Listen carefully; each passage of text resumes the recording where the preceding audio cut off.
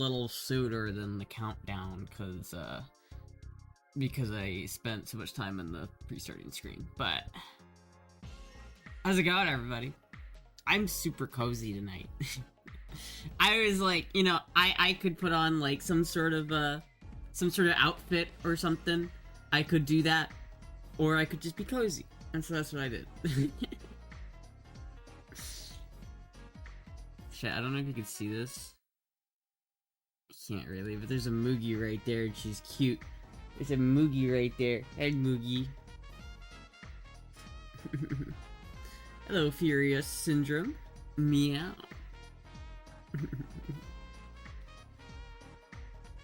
What's going on, everybody? How's it going? Pretty good. Oh, speaking of kitties. Wow.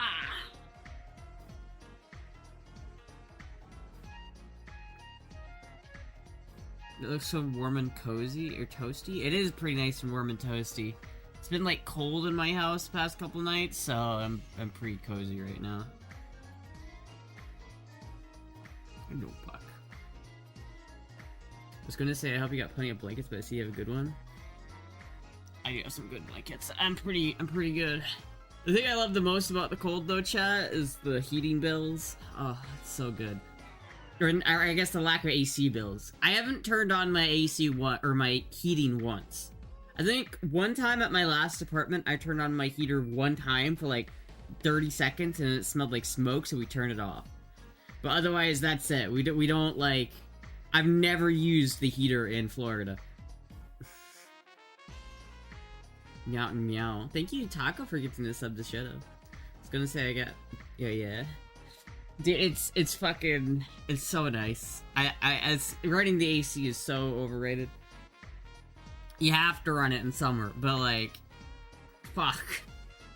I want to build... Chad, if I was like super rich, let's say I became like a superstar tomorrow, and I was like super rich.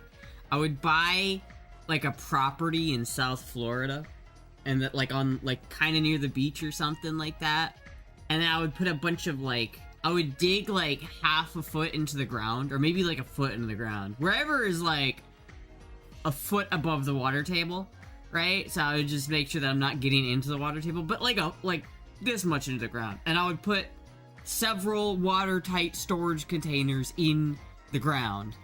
And I would link them all together to make like a house layout. And then I would add...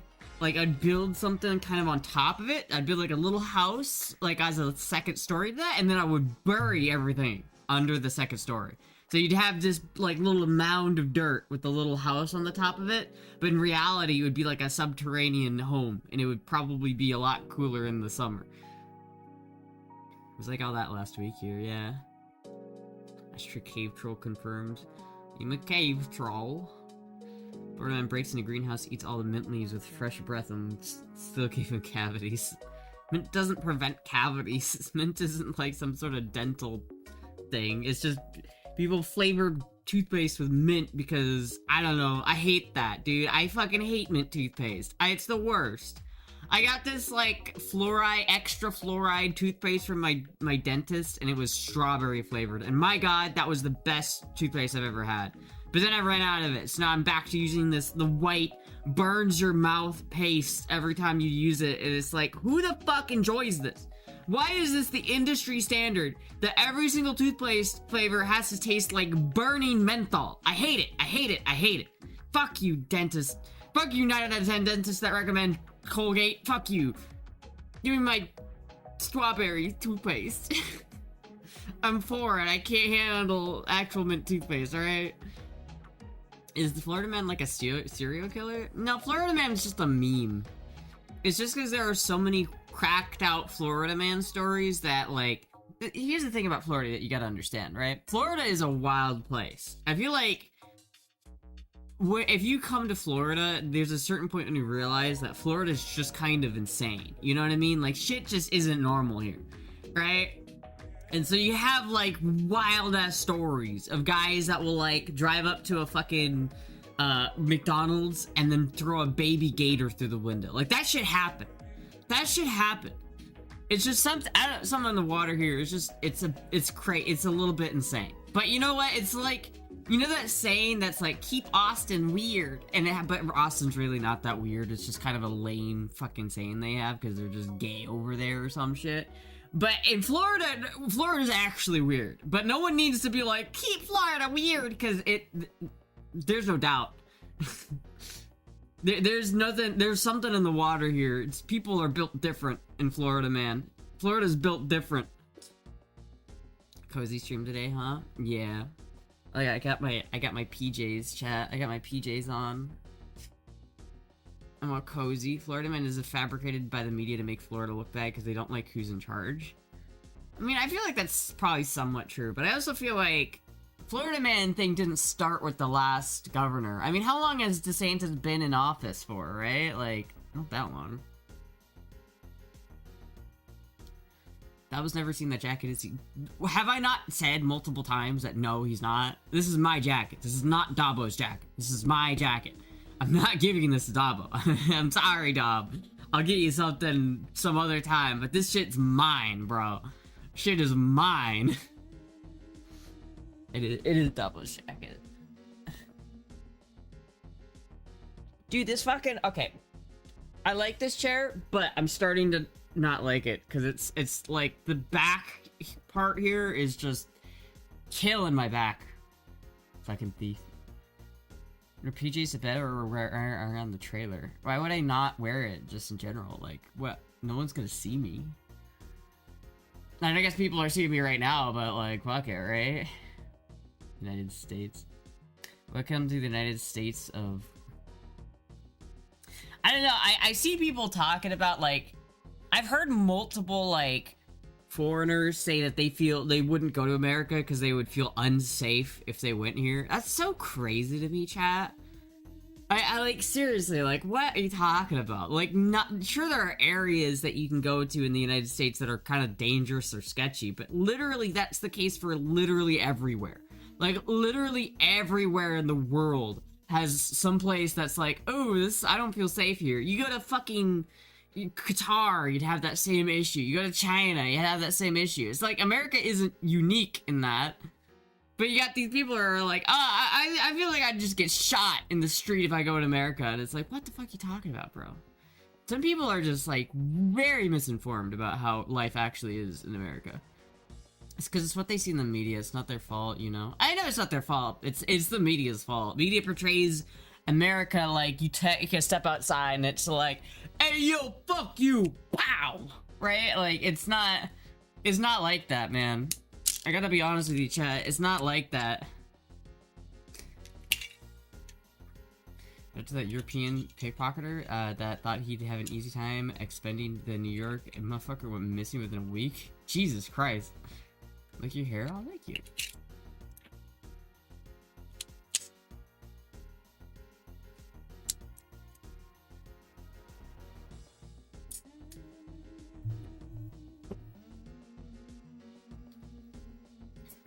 Gangsta Astra.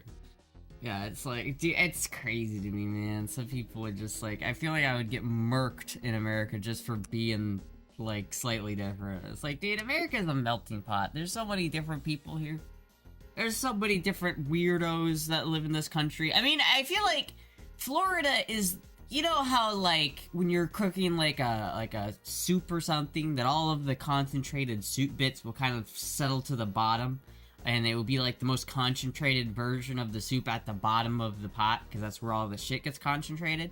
I feel like that's kind of what Florida is to America. You know, America, it's like the southernmost part of the mainland U.S., and so all of the weirdness of America just kind of filters out to the bottom, and that's where we are. Florida pretty much has something for everyone. Yeah, I think that's true. I definitely think Florida isn't for everyone, though. I think that there is some people who just would not vibe with Florida. But for me, I fucking love it. I used to fear you accidentally shooting your gun on stream. I mean, it might seem like I'm kind of playing with them willy-nilly, but I'm actually pretty safe with them. Like, for instance, I don't know if you saw that, but like, when I was about to pull the trigger, I like triple checked that this was a snap cap. Because I'm eternally paranoid that, like, ooh, but what if it actually isn't a snap cap? What if it isn't? I better just double check. It's like, as long as you follow, like, the rules of gun safety, like, never point it at something you don't want to destroy. Like, if the gun went off right now, no one would get hurt. It'd be fine, right? But I also don't have my finger on the trigger, right? Pointing it in a safe direction. I'm not pointing it at myself or at my kitties or anybody else. And then I double, triple check that, I don't know if you can see that. See how it's red? That means it's a snap cap, and that it's not an actual bullet. Number one, I don't keep actual bullets next to this gun, but if I did, it doesn't matter. I always, like, double, triple, quadruple check that it's a snap cap and not an actual bullet. And it doesn't matter if I have not picked this gun up since I checked it that it also has a snap cap in it. I know for 100% that this gun has a snap cap in it, but I wouldn't pull the trigger until I double, triple check that, yep, that is a snap cap. As long as you just follow the rules of gun safety, they're not that scary. I'm gonna be honest with you, chat. They're not that scary. This chat accidentally shooting the camera would be funny as hell. I mean, not really. You know how much of a headache that would be? I'd have to explain that to people. I'm pretty sure, like, if I shot the camera, there's a trailer right behind the camera, so I wouldn't want to do that. Because, you know, you gotta think, if the gun goes off, like, it could go off anywhere and it will just go through the wall and hit something behind it, so. Yeah, the single frame where the camera dies. I think that's happened before. Stream streak 39 out of 40. Gun safety. Honestly, gun safety, I'm pretty anal about gun safety. I don't like, I don't like, people have gotten irritated with me before because I'm too, like, you know what I mean, like, I'm pretty on, like, I don't like being unsafe with guns. I've kind of conditioned myself that whenever I see someone doing something unsafe with a firearm, I just kind of cringe. The screw is starting to rust. I don't like that. I have to take off these scales. Why is this rusting? What the fuck? I hope that's not, I hope that's just the exterior of this. Yeah, it looks like it is. I'm gonna have to, like, take these screws out and kind of polish them up a bit.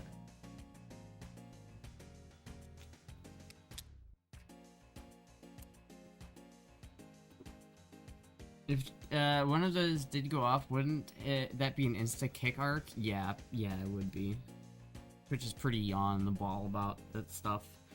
If you accidentally discharge your firearm on stream, they don't like it. I've seen some streamers do some dumb stuff with guns. Like, some really dumb stuff. Like, hold on, can I look this up? Streamers with guns.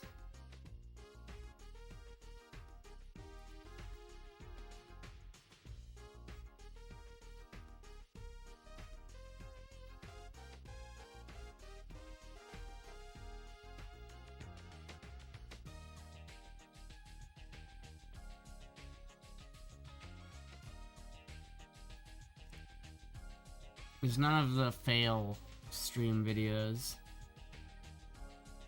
Damn.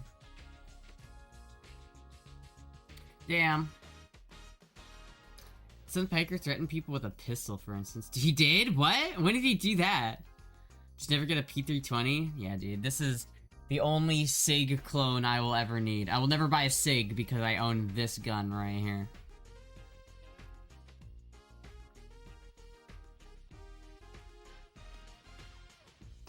No, the news would label as trans.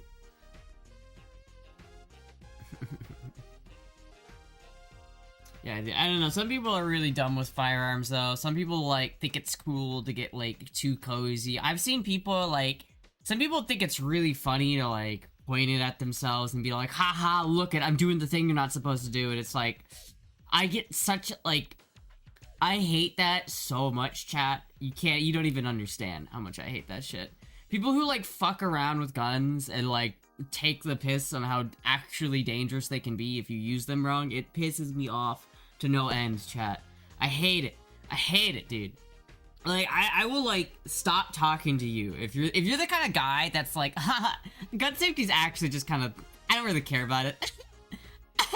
I'll point it at myself. I don't care. I will literally stop talking to you if you do that.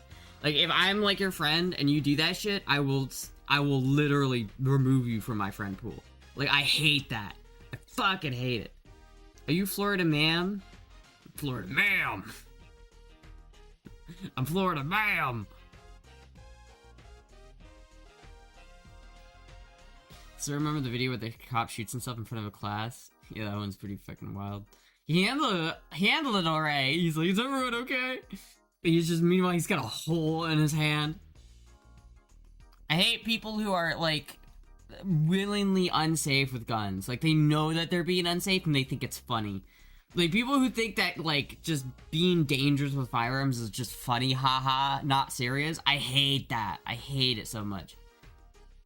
I know you've seen Acorn Cop, right? Shots fired! How do you mistake an acorn for a gunshot? That makes 0 sense, dude. Dude, I paid a police officer to train me at the gun range. I mean, that's a good way of doing it. I never had formal training with firearms, but, like, I've been around enough people and I've, like, been around them for enough that I know how to handle them. It's like, there are, like, 4 rules of gun safety, right? It's like, never... If you just follow, like, the 4 rules of gun safety, you'll never have any issues, right? It's, first of all, never ever point it at anything you don't want to destroy. I always assume that there's, like, a lightsaber pointing out the end of the barrel, and everything the lightsaber touches just gets destroyed immediately. Or, like, right now, my monitor, the window behind my monitor, and there's no, like... I know that there's no, like, people behind my window there, so it's, like... If this gun goes off right now, it's fine. Like, it will not hurt anybody. So that's the first thing. You just gotta keep it pointed in a direction where it's never gonna hurt somebody. The second rule of gun safety is to never, like, put your finger on the trigger until you're ready to fire. You got people that are just, like... I don't know, they don't... This is, like, the thing that they don't understand. Like, you can tell when someone doesn't know how to handle a firearm when they pick it up, and they, like... Let me just do this real quick.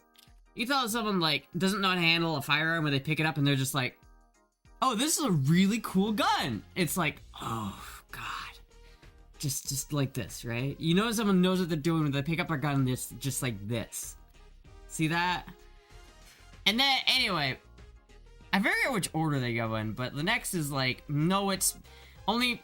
Don't point it at anything you're not willing to destroy. Always keep your finger off the trigger until you're ready to fire. Know what's beyond your target. And what was the 4th one? I don't know, there's a 4th one. I always forget the 4th one. Always assume it's loaded. That's the 4th one.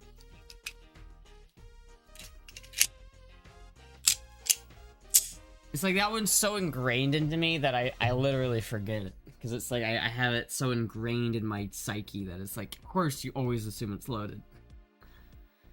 This may peg me as unk status, but among the people who just casually have switches still boggles my mind. I feel like that's kind of a gang culture type of thing, because if you have a switch, you're breaking federal law, right? Unless you have like an actual license for it, you're breaking federal law. And the amount of people that I know that own guns that would just willingly break federal law like that in such an egregious way is pretty low.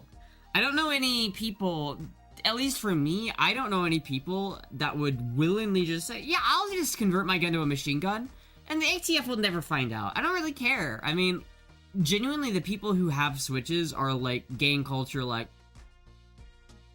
gangbanger, like, that is the switch culture. Because it's, like, the only people who are willing to play that fast and loose with 10 years in federal prison are people already playing fast and loose with 10 years in federal prison, right? Like, you know what I mean? She put it around in a chamber. It's a snap cap. It's a snap cap.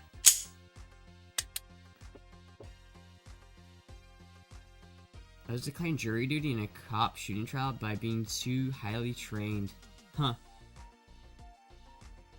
What do you think about the Winchester Model 1887? I want one. That's what I think of it. I want one. People who film themselves committing crimes. Genuinely. Like, if you have a switch and you're just like, I just don't care. Like, the ATF does. Believe me, the ATF does, and they will kill your dog. Like, don't get me wrong, I think switches should be totally legal. Like, there should be no regulation on switches. I should be able to make whatever gun I want, fully automatic. Fully automatic firearms, suppressors, short-barreled rifles, they should not... I think any like, law restricting those items, like the NFA, are unconstitutional. I think the NFA itself is unconstitutional. But, like, I'm not gonna sit there and, like, actively defy it. Because, bro, listen, as much as I like to fantasize about going to prison, I don't want to go to prison. Especially not 10 years of maximum security, which is what you get for putting, making your gun a fully automatic, dude. The ATF don't play around with that shit, dude. They do not play around with that shit. So Reapers are bad? So Nintendo Switch is not illegal? It's not legal. Man. Yeah, I want... Force reset triggers are illegal. They are legal, but they are not a Switch. A Switch is a thing you put, like, on the back of your Glock that turns it into a full auto.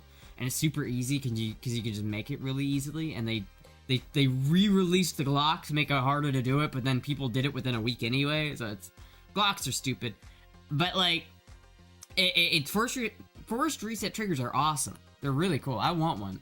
They're not the greatest for all situations, but I do want one. Let me ask, Astra, only you fantasize about going to prison. I know that's not true. Spaz 12?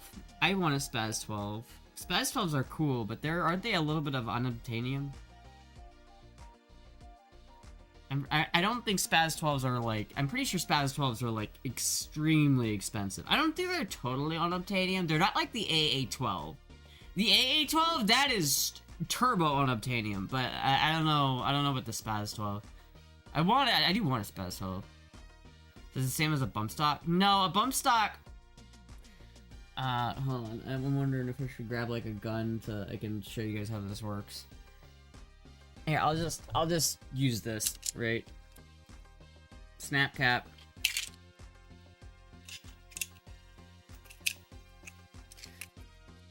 A bump stock basically is like when you fire the gun, right? If you pull the trigger and it goes bang, basically the gun does that, right?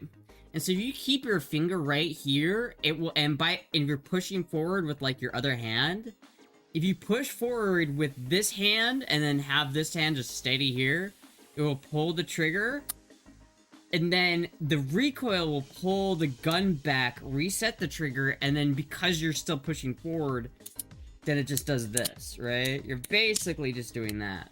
You don't need a stock to do that, by the way. I've done it without a stock. It's not hard to do, and you don't need a stock to do it. Obviously, you wouldn't do it on a handgun. You would do it on, like, a rifle or something like that. But it is not hard to do by any stretch of the imagination. And there are bump stocks, just make it easier to do that while still shouldering the gun. Bump stock bans are stupid. Use a belt loop to approximate what a bump stock does. I mean, you don't even need any stock. It literally, there's no modifications you need to do in order to bump your gun. And that was all. Fuck, dude. There's a trans chick in Oregon who started her own silencer company. Oh my god, really? Can she send me one? Can I have one, please? Can we collab? Can you give me one of these, dude?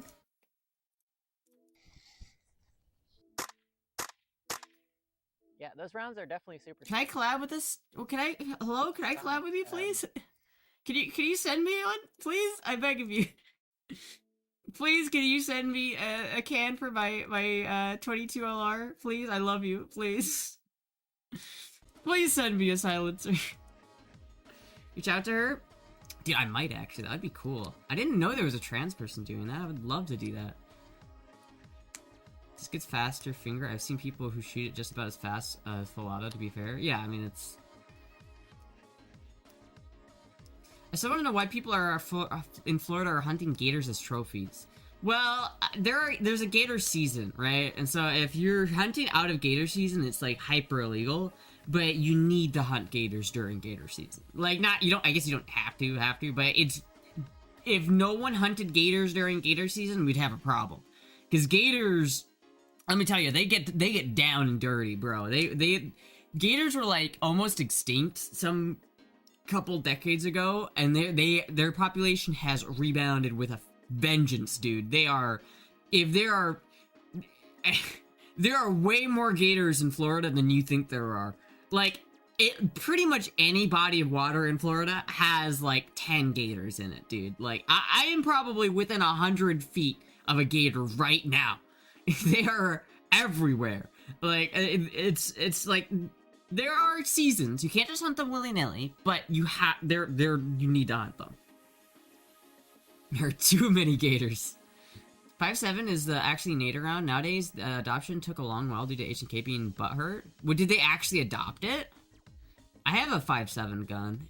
It's way too expensive, though. I don't shoot it because it's just so expensive.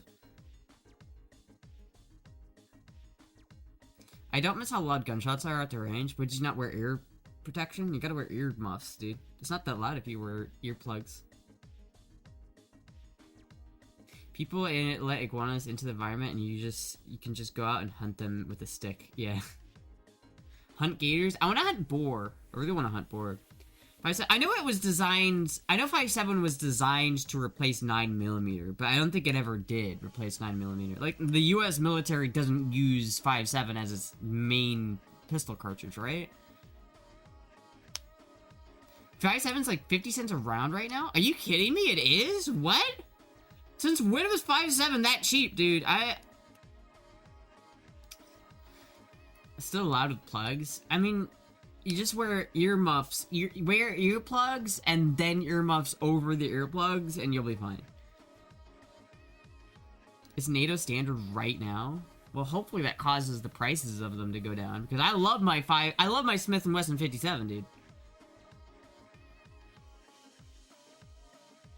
One day California will let me buy ammo online again. It's a Reddit crocodile dick on Reddit. That's crazy, dude. Funny thing is, I believe in New Jersey that is having a bear season and you don't hear about that. What?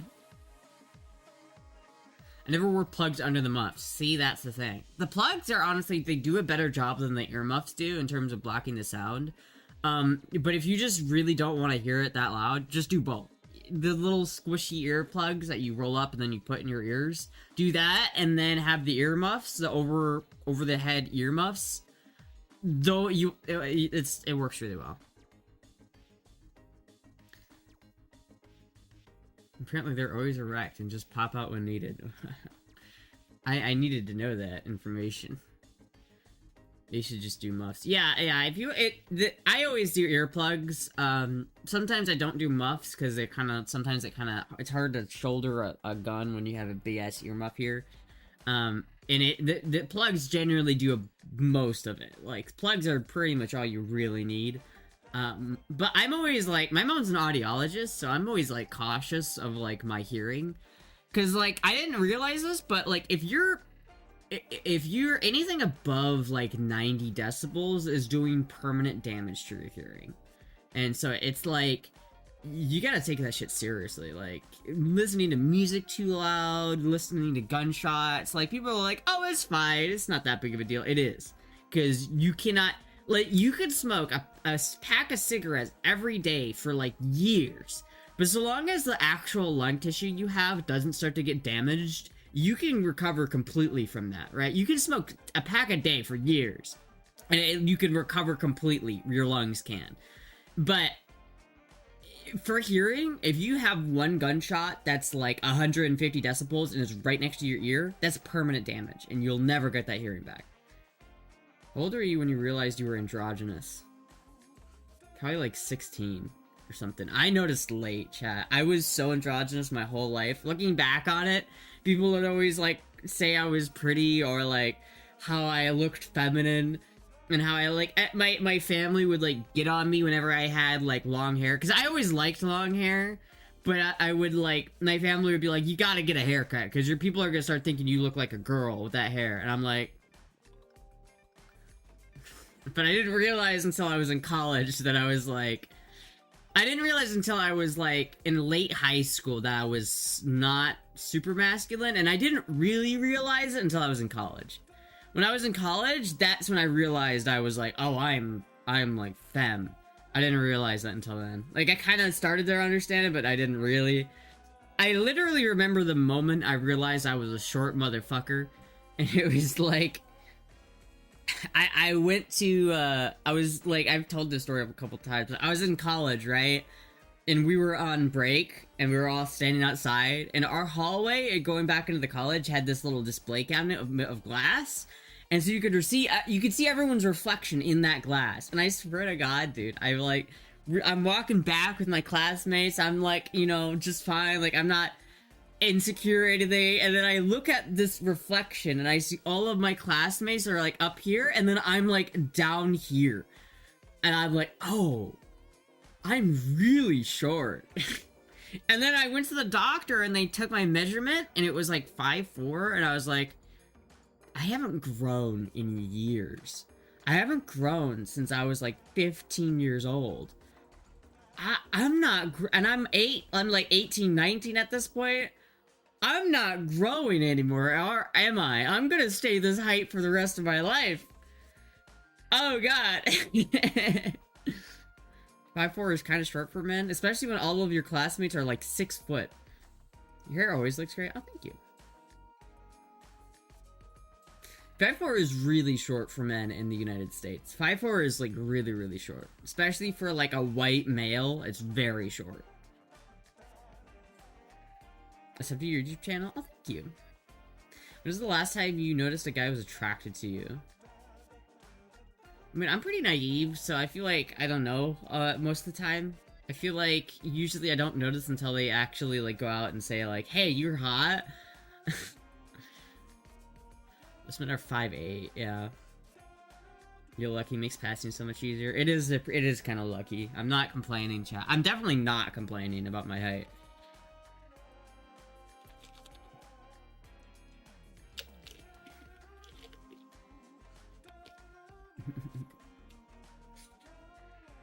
Might be short, but you're also petite. Yeah, I mean, there's that too. When was the first time? When the first time I noticed that guy was attracted to me?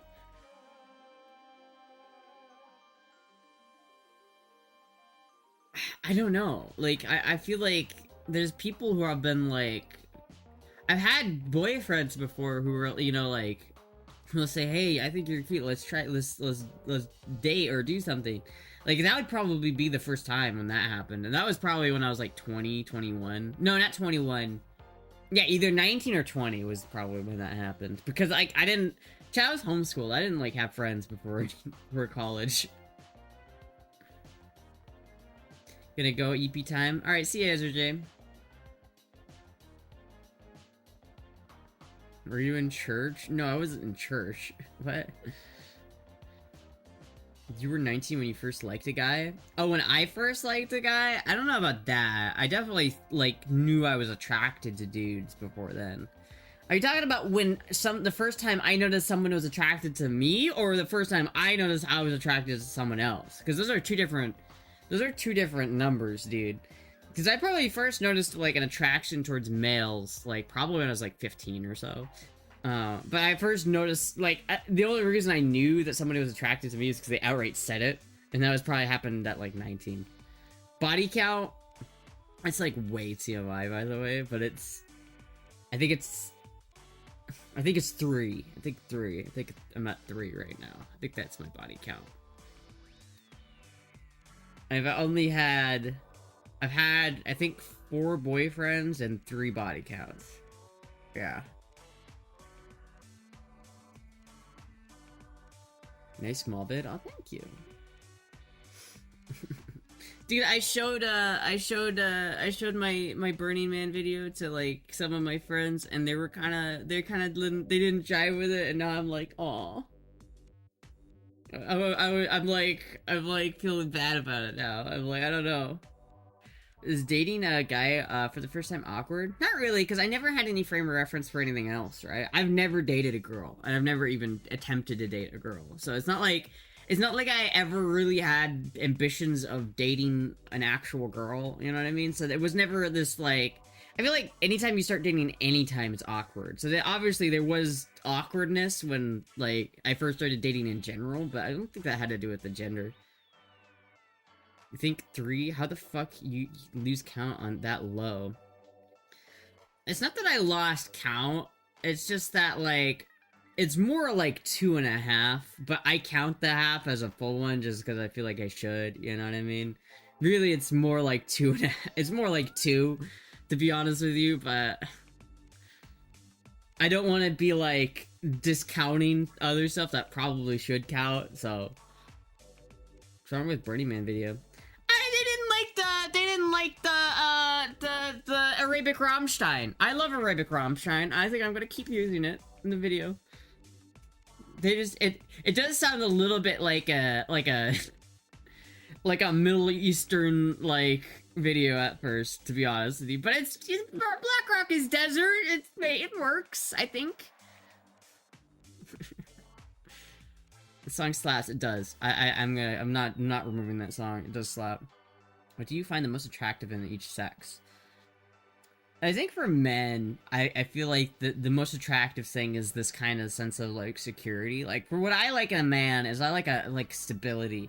And I feel like that reflected in physicality is something I also like.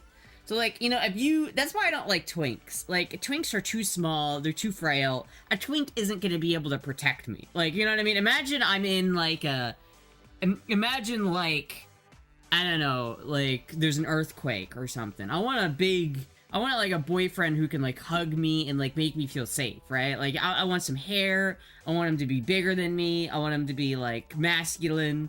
Because that's what I find attractive, right? I feel like most females in general what females actually find attractive in men is stability. If you're not stable, that's so unattractive towards women. You have no idea. It's like, why are women attracted towards tall men? Is because tall men are usually stronger men, and stronger men are usually more powerful and can protect you easier. Why are women attracted to money? Because they want to have stability. They don't want to be wondering when their next meal's gonna come. They want a man who's gonna be able to make sure that they never have to go hungry. Like, that's why. It's not like girls are just greedy gold diggers. It's, like, literally built into the DNA of, like, I need to find a man who can provide for me and my children, right? The song is lit. It is lit. They just didn't understand it. I'm not gonna let them make me change it. I'm keeping that shit. Makes sense. My number is surprisingly low for my age, and what I did in my late teens and early 20s. Yeah. PTSD daddy issues. Kinda, yeah. But no, honestly, like, I feel like there's a lot of guys out there that think they have to have this ripped physique to be attracted towards women, but I think that kind of mentality comes from how men are attracted to women. Men are very visual, so, like, men are attracted to women based mostly on the visual aspect of the woman, right? But women are completely different. Like, sexuality for a woman is more, it's more mental than visual. I think, honestly, I've noticed that, like, I feel like my sexuality, especially my attraction towards men, is much more similar to that, where it's more mental. It's not the visual aspect of it necessarily, it's the mental game, you know? I'm 5'3" and I can bench press 210 and squat 325. Jesus Christ. I've always been gay towards women, so the alpha male thing has never done anything to me. Yeah.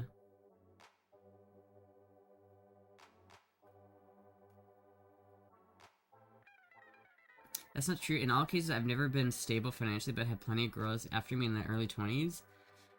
But define stable. Did you have a job? Were you making money? Were you bringing in, like, were you taking care of yourself? Like, I'm not saying you need to make, like, a ton of money to be, like, stable. I'm just saying you need to take care of yourself. You need to demonstrate that you have enough money, or not money, but enough willpower and ability to take care of the person. It's not necessarily about money, per se. It's about, like, the stability, mental stability. You can be financially totally set and not be stable, right? You can be totally financially, like, set in stone and be, like, an unstable person, and that does the same. It's just as unattractive. In fact, I would argue that someone who's financially stable but mentally unstable is more unattractive towards a woman than vice versa. Being selective with whom you date and sleep with is a good thing, so body count is a silly thing to worry about. Yeah, I don't know, body count, The thing about body count is, like, if you're a guy, having a high body count is a good thing. If you're, like, a girl or the bottom, having a high body count is not a good thing. It's like, you don't... It's unattractive for a guy if a girl is like, yeah, my body count is 200. Like, oh my god. I'm not really, like... I don't feel very, I don't feel bad about my body count, for sure.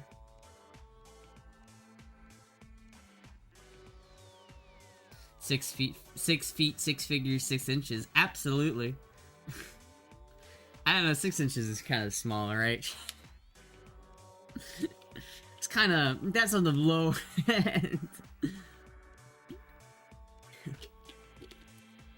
Gotta give me that 669 or 667. I'm sorry, I shouldn't have done that. It's just so cute. Oh, thank you.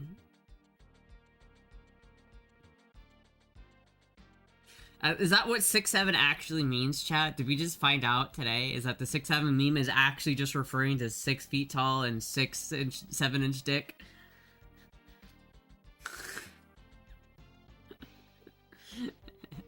I'm sorry. I you know what? Honestly, like, the 6'7" thing is so funny, because, like, I'm just, like, on the cusp of not getting it, but I'm just barely get it.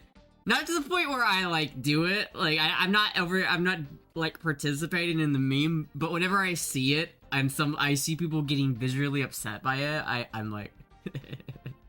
I feel like I understand it, chat. I'm still hip with it! I get it! Hope not little kids repeating that. Little kids are gonna repeat tons of fucked up shit, dude. Like the stream, good energy. Oh, thank you. I'm too boomer for the 6'7". It's so funny because I know so many people my age. 6'7" is like the first thing that people my age are starting to be like, I don't understand this. Right? It's the first, like, Gen Alpha meme that's, like, totally confused Gen Z. Like, it's the first time Gen Z did not understand the new kid lingo. And they're not taking it well, dude. Gen Z is not taking it well.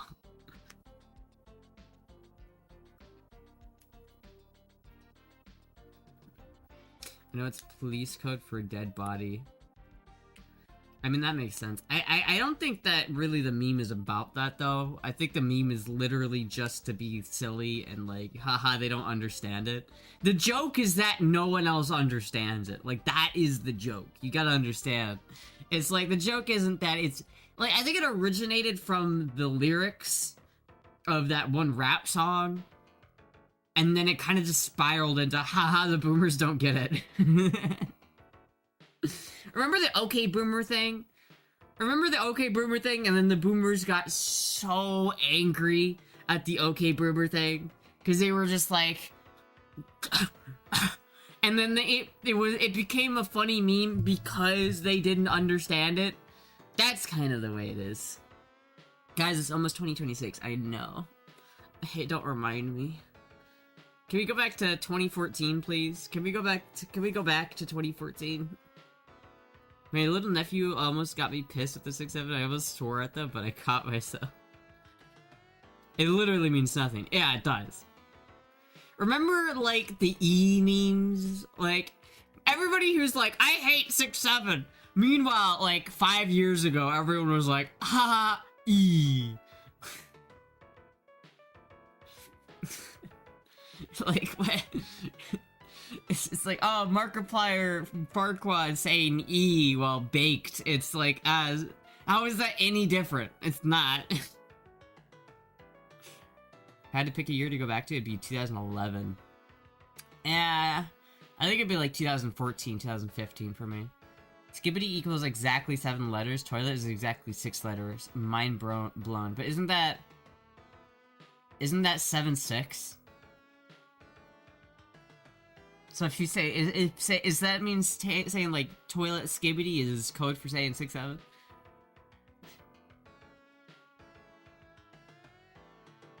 I've never been a fan of the boomer meme because they put a negative vibe to the word. I feel like a lot of Gen Z kids right now have a vendetta against boomers. Like, I feel like a lot of Gen Z kids are not very happy with the boomers. Because the boomers, The boomers take a look at Gen Z and are just like, you guys just need to pull yourself up by the bootstraps and work hard. You know, back in my day, you had to work hard. And these kids, they just don't want to work hard. And it's like, meanwhile, the housing prices are absolutely astonishing, like, unbelievable. Like, I did the math or something, and it's like, if the year was 1983 right now, adjusted for inflation, my income would be like $1,000 a year. Like, that's how much I make. It's like, if we were in the 1983 economy, that's how much I make in today's economy, right? It's like, and then boomers just don't understand it, because like, it's like, but I have a house, why can't you buy a house? It's like, because houses cost literally like 20 times as much as they used to. It's not even feasible, dude. It's not. My mom bought a house in the 80s for 20K. It's ish. Now that's worth over 1 million. See, that's exactly my point. The wages have stagnated. Jobs are impossible to find. The housing market is awful. Gen Z just needs to pick themselves up by the bootstraps like this we did. The boomers who didn't have to work for anything. I don't know. I think a lot of boomers they get a bad rap though. I do like a lot of boomers. I think a lot of kids kind of like assume that all boomers are that way, but I feel like there's a lot of people in the boomer generation that aren't that way and who understand and who are like not like so out of touch that they think that. But there are definitely a lot of boomers who do, and it's very, very obvious. My parents bought their house for 17K. It's worth $500,000. It's just like, back in like the 50s and the 60s, you could buy a house, buy a car, support a family, have no debt on a janitor salary. Nowadays, you have to, if you want to support a family of 3 and have a house, you're probably gonna only be able to afford a shitty apartment. You're gonna have to work 2 jobs to support that shitty apartment. It's way harder to survive in today's economy than it was in 1960 and in 1970. And it's just gotten harder ever since. Political candidate has a remotely plausible or honest answer to Gen Z problems. No political candidate has, no. Well, every political candidate is a boomer, so they only care about boomer issues. Both my grandparents bought land and built their own houses. People today don't have the know-how or will to literally build their own houses. This doesn't make it cheaper, though. It's still just as expensive to build a house. And part of that is because the boomers. Like, if you want to build a house in California, you literally can't. Because the zoning regulations are so fucking strict that you just can't build a house. It's like, it's so expensive to build new buildings in California, because if you're a homeowner in California, you do not want someone building a new house in your neighborhood, because it makes your house less valuable. So by someone building a house, it makes you lose money. And so therefore, you're gonna lobby your own government and go to the town hall meetings and be like, we need to have restrictions on who can build houses, because we don't want a bunch of people building houses, making my house worth less. And so that's how you end up with these situations where there are like $1 million homes which are not at all worth $1 million. It's boomers not wanting to lose their investments. Wages and productivity started to diverge in the late 70s. Very sad, but true. Very sad. Unfortunately, I think we're gonna have like a recession here, and then everything's gonna reset, and then we'll be great. And then Gen Alpha will hopefully have an easy time. Gen Alpha will be the next boomer generation. Gen Z just has to go through it. But you know what? The greatest generation had to go through it too. I feel like if you're gonna compare like 1940 struggles to 2020 struggles, it's kind of hard, because like I'd rather live in 2025 than in 1943. You know what I mean? Like I feel like the shit that our great-grandfathers went through is significantly worse, but who do you consider a boomer? I think your grandparents are boomers. Yeah, my grandparents are boomers. But, like, my grandparents are an example of, like, boomers that aren't I do think there's a bit of generalization that goes on, whereas like a lot of Gen Z kids think that all boomers are just lazy, entitled assholes. But there are definitely boomers who are not like that. Like my grandparents are very much so not that. You know what I mean? Gen X is the last great generation. I mean, I would say it's the silent. What is it? The silent generation, like 1920 to 1940s. Like that's the generation that fought World War I and World War II. Those are the guys that knew their shit, right? Those are the guys that could build a country, dude. Those guys that lived off of like pennies, using like potato sacks as clothing. Those motherfuckers knew how to rough it, dude. Whenever I feel like upset about like the fact that I don't have a car or the fact that I have to daily drive a motorcycle, I just remember I have this little like fucking 1920s like grandpa in my head being like, wait, fucking, you don't need that. Listen, dude, I wore a potato sack to school every day, motherfucker. It's like those motherfuckers were built different, dude. I'd say, not sure I'd say Gen X is a great generation, while just saying as a Gen X. I think Gen X's are better than, I think, in the social ranking pecking order, I think Gen Xers are better than boomers and millennials. So it's like, the best generation is like the silent generation, then Gen X, then Gen Z, then millennials, then boomers. Or maybe boomers are above millennials. Honestly, I have a vendetta against millennials. Sorry to anybody, it was any millennials in my chat. Not you guys. You guys are any millennials that are in my chat are completely not the millennials I'm talking about.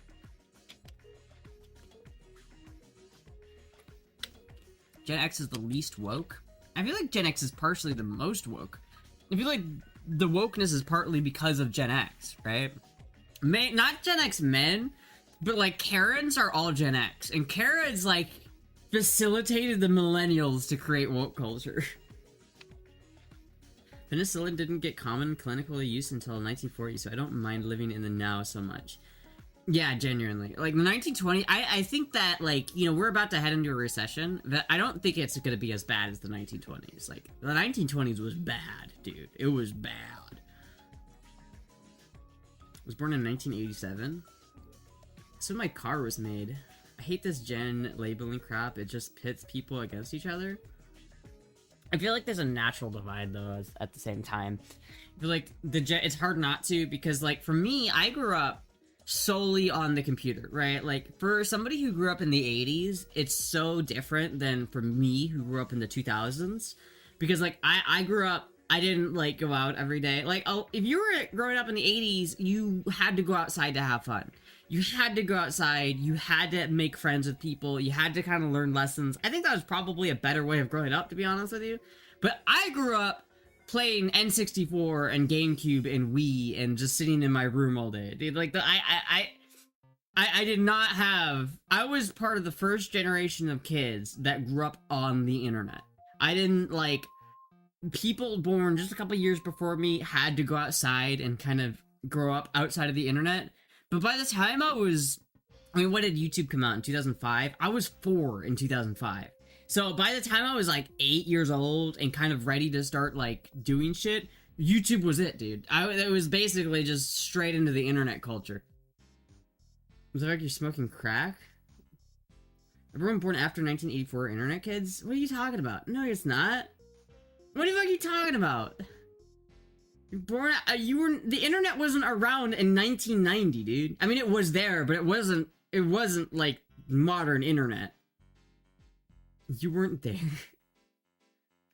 Dude, the internet from the 90s is a different beast than the internet from the 2000s. Between the 1990 and 2000s, the internet was wildly different. How many okay, you wanna answer this question for me, ChatGPT, because Grok isn't working? How many households in the US had internet connectivity in the year 1990 compared to the year 2000.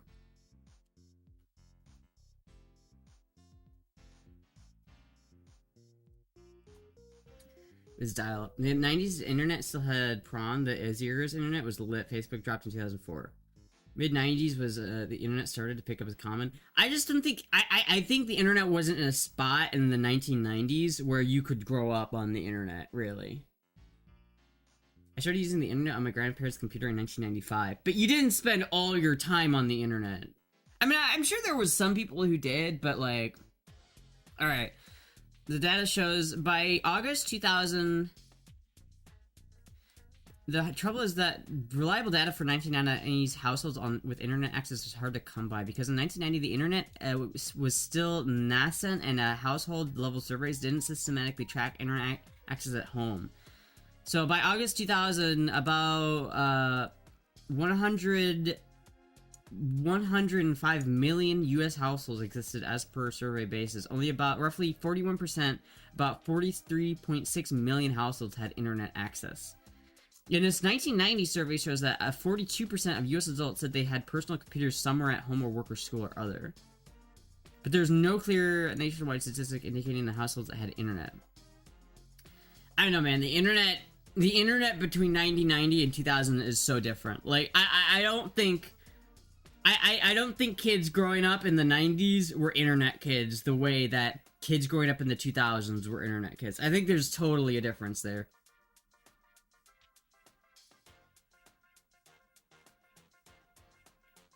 In 2011, we were on internet every day after school DMing chicks.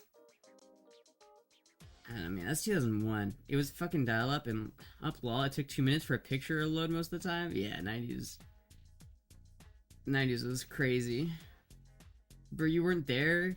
I mean, yeah, I wasn't there, but dude, the 90s was not nearly as big on the internet. Like, I feel like you genuinely, like, there is you can see the difference between kids that grew up post 2000 and kids that grew up pre 2000, right? Like, there's literally a difference. Like, I'm saying that I grew up on the internet. Like, I didn't do anything other than internet when I was a kid. Like, I was on the internet. I didn't go out and hang out with friends. I didn't go have sleepovers with friends. I didn't go to public school even.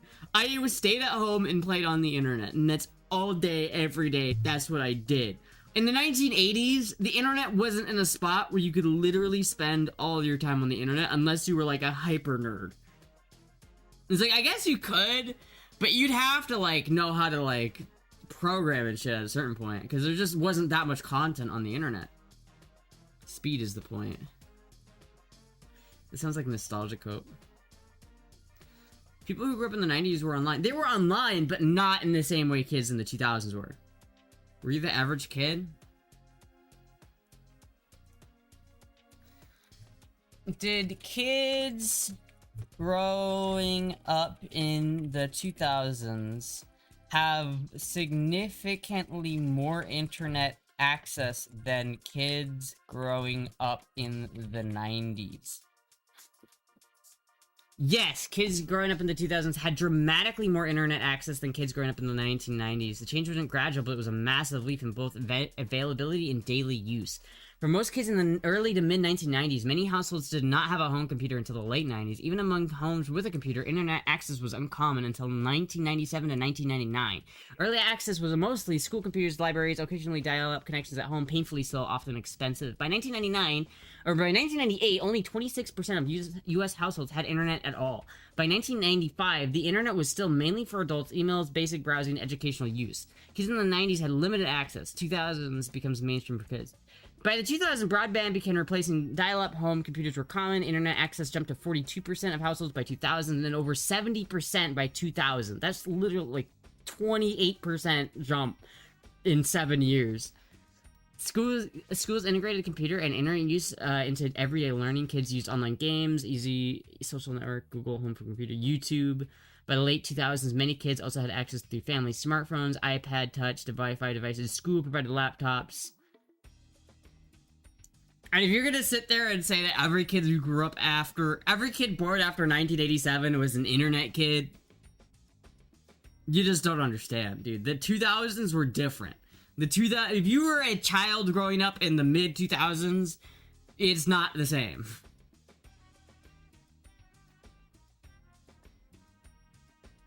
Then PS2 memory cards were a blessing.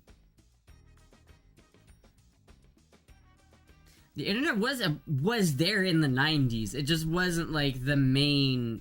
It wasn't as prevalent in kids. I feel like if you were a child in the 90s growing up in like 1995, the internet was not nearly as much of a factor in your life as it would have been a decade later. Did you have MySpace? I did not have MySpace.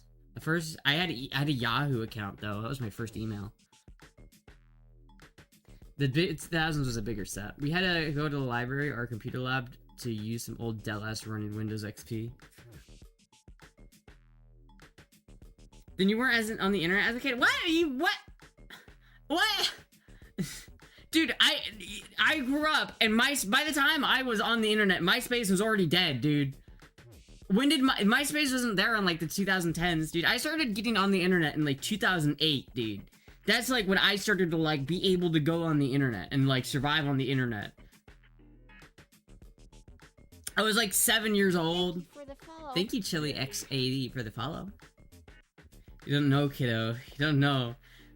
Listen, I'm not saying that there wasn't internet in the 1990s, right? I'm not saying that there wasn't a poppin' internet scene in 1997. I'm saying that as a child, as like a 7-year-old child, the internet was not as much a part of your life as it would have been a decade later. For me, as a child, the internet was... I was raised by the internet, effectively, right? And I feel like there's a huge difference between kids that were raised on the internet compared to kids that were raised with adjacent access to the internet.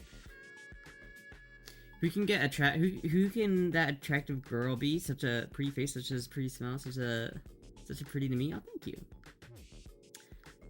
Godspeed. All right, see ya. Strawwet to Luffy. I'm not gonna be lectured by someone who needs AI to fight their arguments. I'm not even trying to argue here, man. I'm just saying the 2000s were different. Like, if you talk about internet, it's different. Kids growing up in the 2000s had a different experience on the internet than kids growing up in the 90s.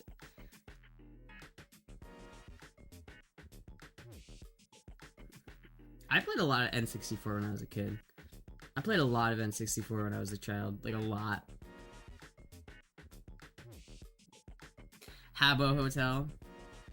Pool's closed. For real, nobody had internet in the 90s except for nerds. In the 2000s, everybody fucking had internet. Thank you, Savvy. Thank you. Thank you. Nobody had internet in the 90s except for fucking nerds. I think the rise of social media and the smartphones marks an even bigger shift. I think that is the main part of it. I think so, yeah. I think that's a huge aspect of it. The 90s was where a lot of people trolled friends with crayons prawn because the pic loaded really slow and you would see a hot girl and then, wow, that's there. If anyone here thinks more people in the 90s had internet, it's because they were a nerd.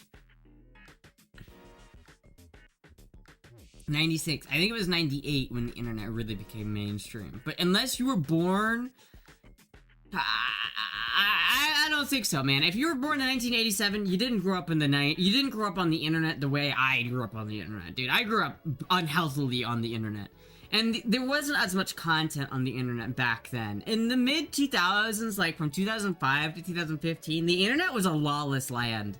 Like, I saw so many things I shouldn't have seen as a child on the internet. You know what I mean? Like, when you're 10 years old and you have unbridled access to the internet and you can just see everything. Like, this gotta do something to your psyche when literally, like, you're 10 years old and you're seeing people being decapitated on 4chan. Like, it's fucked up, dude. Did my phone just turn off? Why did my phone just restart? What? Alright. Rotten.com.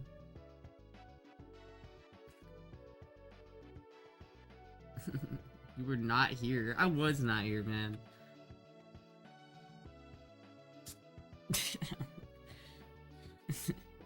Internet became mainstream in 96. I don't know, man. I don't know.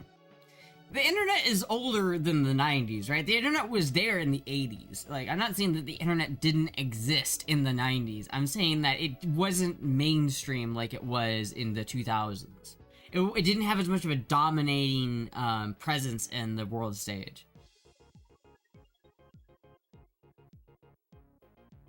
I don't know, man. If I was transported back to the 90s, I would probably just, like, buy a sick-ass stereo setup and listen to Huey Lewis in the news while driving my BMW. That's what I would do. I wasn't really old enough or a nerd to use the internet like that, but never used the bulletin board. The internet was just a tool for email and light research. It wasn't until the 2000s that the internet became an image search and social media. And Live Leak in the 2000s, remember that? Yeah. People think the internet 90s was just as good as now. I don't think that's the case. They just think that... I was just claiming that kids born after, like, between, like, 2001 to 2004 had a vastly different upbringing because of the internet than people born prior to 2001, right? I think people born prior to, like, 2000, 2001 had a way different experience growing up because of the internet.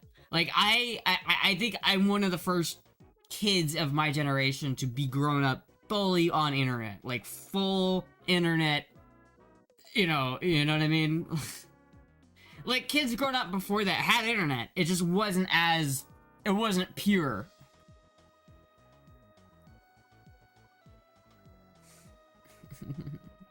You know what I want, chat, from the 90s? You know what I've kind of gotten back into this kick and I can't shake it again?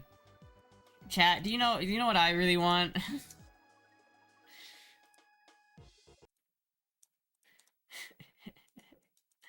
I can't stop.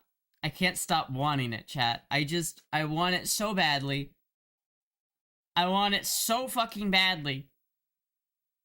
I just want to get one. I just want one. Can I please? Can we please can I please have a gold wing? Like, I'm so tempted to, like, sell my Rebel just to buy a fucking, just to buy, where's this? Naples? I just really want a gold wing, dude. Had to find pop and you crack it open. The purple one? I want the purple one, but I don't know if it's still there. Gold wing. I do want the purple one, though. I really want the purple one. But, like, my Facebook's not working right now for some reason, so it doesn't really even matter. Like, am I even signed in on my Facebook? Oh! Shit, it may have worked. Okay, now that's sick. Chat.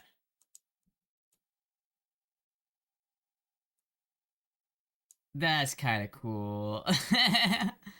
I want that. Alright, hold on.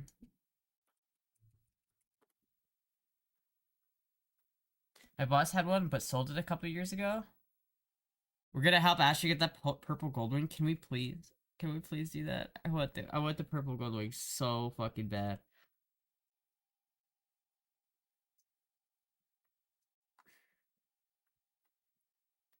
Hold on. Let me go, what was it, Birmingham?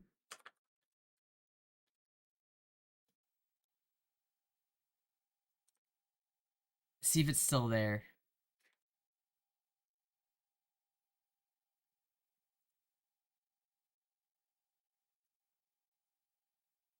See if we can find it, chat.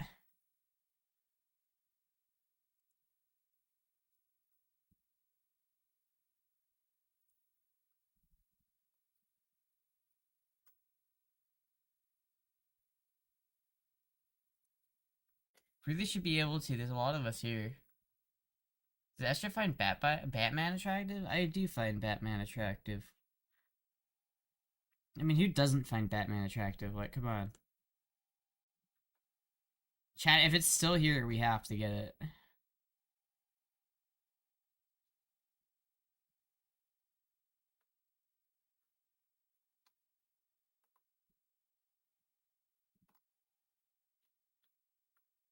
As if it's still even here. We make the price max 1600 because it was 1500, right? And I'll just I don't think Golden was in the title, so I'll just go here. And then I'll go vehicle type motorcycles. They're not motorcycles, you bastard. No, you fucking vehicle type motorcycles. Update. Dude, these are not motorcycles, motherfucker. Update. Ah, wait, these are not motorcycles. Fuck, why? Give me motorcycles, dude.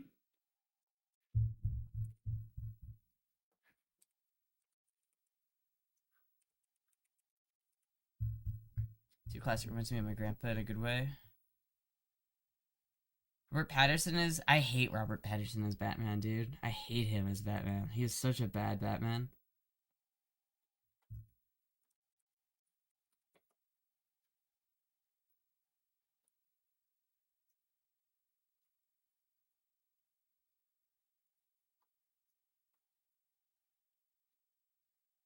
You need that grand opening sticker for your helmet?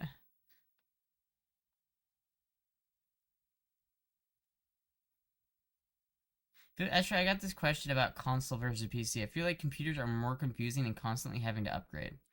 Well, consoles are the same deal.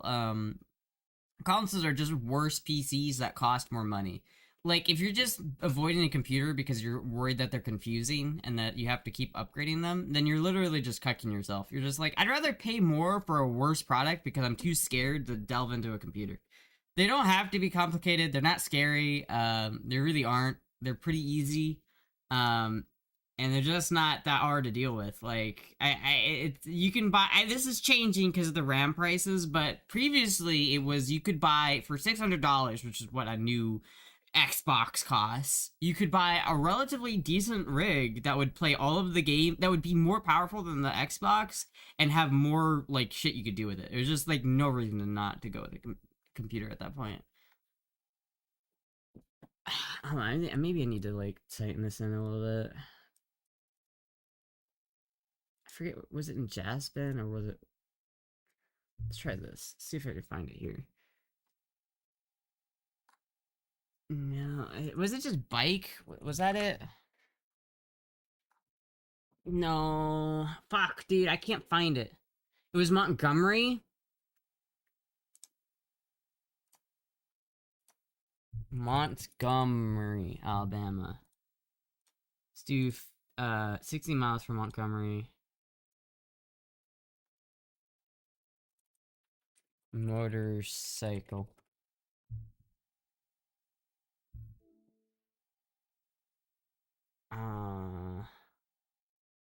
I don't see it. You fucking messaged them? I did, actually. That's a good point. I did do that. Hold on. I did message them. I don't want to enter this pin, dude. I hate you, Facebook. You suck.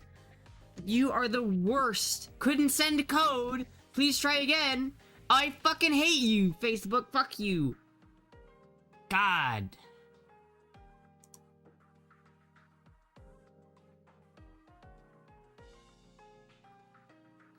Verbena.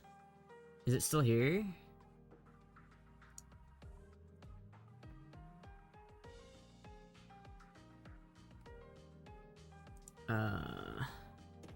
It looks like it.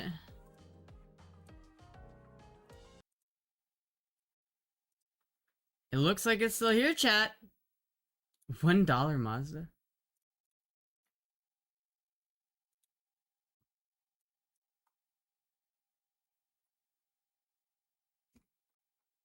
It looks like it's still here. I think she finally found it. Did the price go down? No, it's still 1,500. But I could probably offer them less. The problem is, could I road trip this back home from Alabama? This is like a long road trip. This is the biggest... I would be much more like trying to get this bike if I if it wasn't so far away. Like, the only options I have to get this bike is either A, to ship it down, or B, to road trip it down. And I don't know if I feel comfortable enough on a bike, especially one that big, on that level of a road trip yet. I really want to get... This is like the perfect bike. I want to get this so badly. Because I want a Goldwing so badly. I've kind of come to the conclusion that I just really want a Goldwing. 207,000 miles on an FD? That is insane. That is insane. 207,000 miles.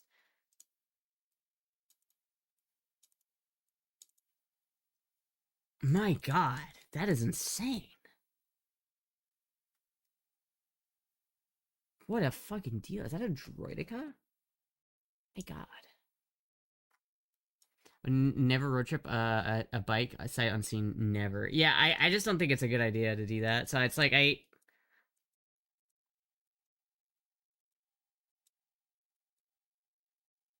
what the fuck? What am I looking at? What the fuck? Oh my god. What the fuck am I looking at? What is this? Oh my god. What is this, chat? I fucking love... Weird... What the hell?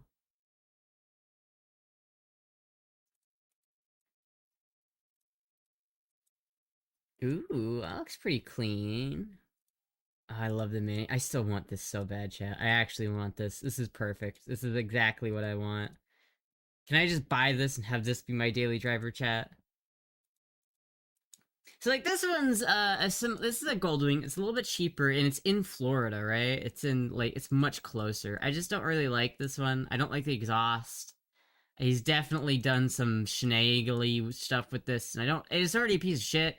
Chickens is fine, but I think I'd rather find one like this. Because I could probably... This guy's had this thing listed for 21 weeks. I could probably send this guy an offer for $1,000, and he'd probably take it. You know what I mean? You're my little pog champ. Okay. Chat, make Astra's Christmas. Should I... Chat says... Okay, wait. Thank you so... First of all, thank you so much, Chat Test, for the... Thank you so much for the $100. But I'm gonna make a donation goal right now. I'm gonna make a donation goal for the purple Prince bike. I'm gonna do it. I gotta make it. We gotta make it happen, chat. We gotta make it happen. We gotta make this happen. Thank you so much, Diet Test. We gotta make this happen. We have to make it happen.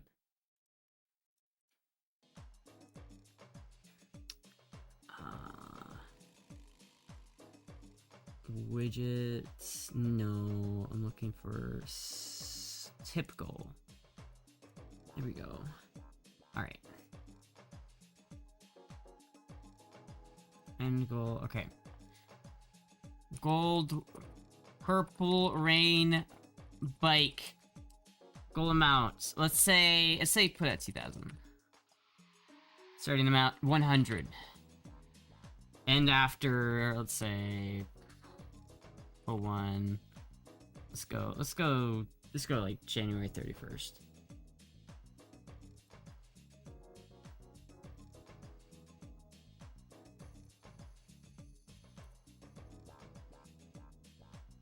I love this song, dude. Every time this song comes in and I hear that bass line, it's like...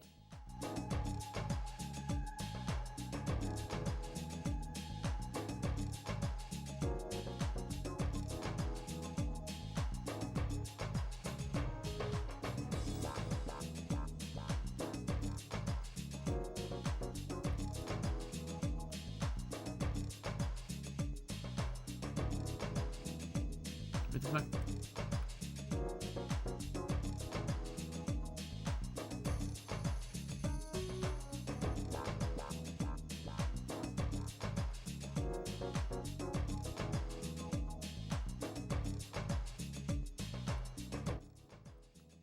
I love that fucking bass line.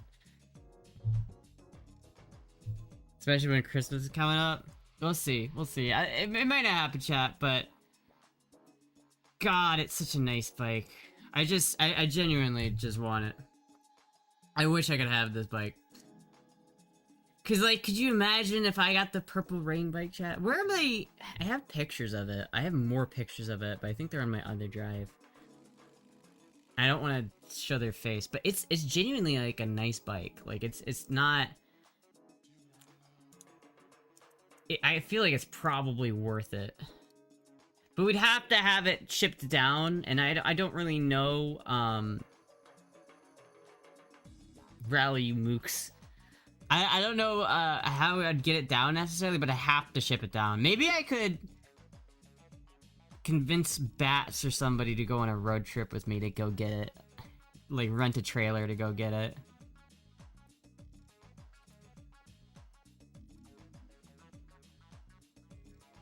Oh, I do love this thing. I do fucking love this thing. It's such a nice bike. Hold on, let me save these images so that I can kind of edit them so I can show this on stream. Little pog champ. Alicia Tracy, the $50. 2.5% closer. Let's go. Thank you so much, Tracy. We're making it happen. Make content out of the trip. I could do that. Well, I mean, obviously, I feel like I'd want to do a lot of content. Tabby Bear, the $50. We're making it happen. Purple rain. Purple rain. Purple rain. We're making it happen, chat. We're making it fucking happen. Hold on. I'll just put this here.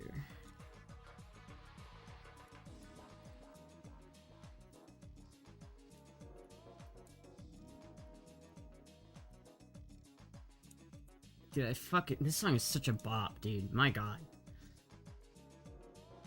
I don't know what song this is, but it is such a bop. It is so good. Oh, I need to open Krita.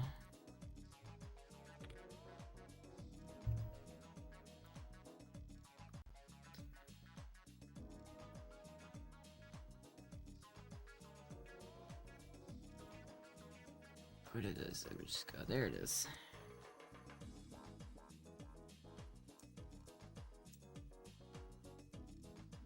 Alright.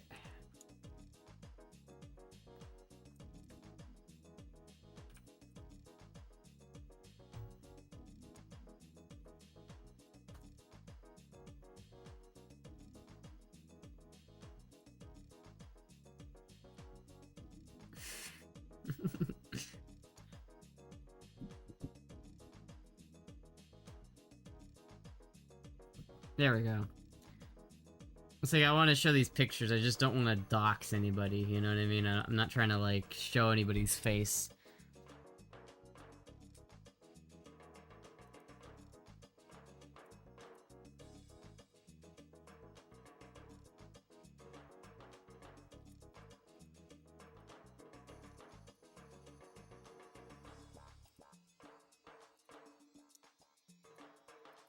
Ah, shit.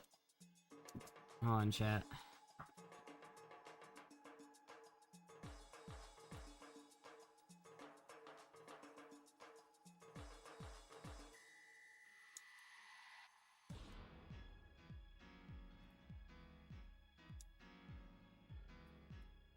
Okay.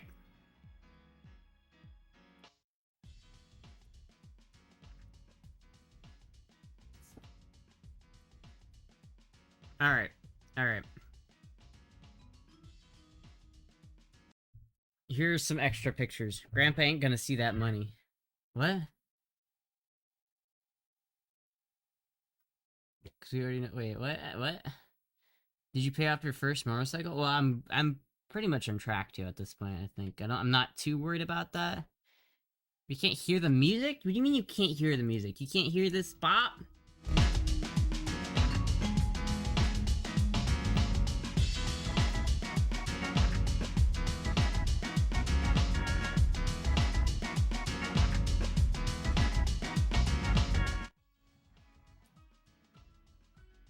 Now we can.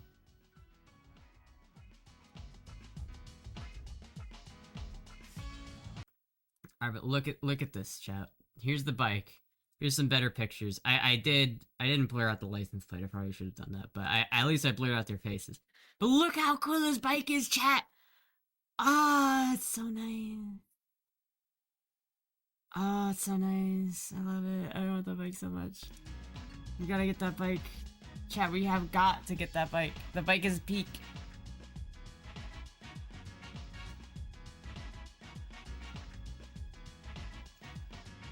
The pics are public? No, they DM'd me those pics. Like, I asked for more pics, and they DM'd me those pics. I didn't want to... If they were public, I probably wouldn't have minded, but since they're not, I didn't want to show their faces, you know? I try not to dox people, chat, believe it or not. Dude, she snuggled with me for so long earlier.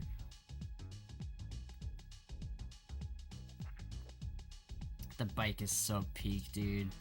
I've just been watching videos on Goldwings, and I've pretty much come to the conclusion that I want to get a Goldwing. I've been obsessed with this idea of road tripping a Goldwing to Burning Man again for some reason. Like, I've just been obsessed with it, and I really want to do it. I mean, and if I didn't necessarily go with the purple bike, there's like, this is another option. Like, this is probably a pretty decent bike right here. I think I'd rather still go with the purple rain bike if I had the option, but this is also like a nice, but I could maybe spend a little bit more money and get something a little bit newer, something a little bit nicer. Like, this is a 1995. That's pretty nice. If I spent like $3,000.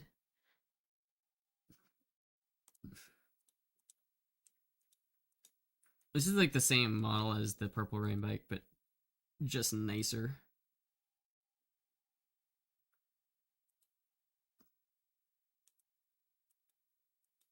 Something like this is also pretty good. This one's not in Florida, though.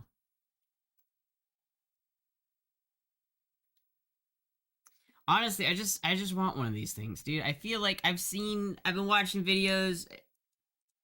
That's pretty cool. I've been watching enough videos. At this point, I'm just like, I gotta get a Goldwing, dude. I just gotta get a Goldwing. Like, look at this chick. She's having a fun time. She's having a fun time on it. I feel like I could be this person. I could be this chick right now. I kind of also like this one. The way, like, the fairing is shorter. This one's kind of nice. $450 in Raleigh, Georgia. Oof. I kind of like the idea of doing some work on it, though. I know a lot of people avoid, like, doing carburetor work on the Goldwings, but... Oh, I like this one. This is a nice one. Like, this is a nice Goldwing right here. The yellow. I like this one. It's either, like, this one or the purple rain bike.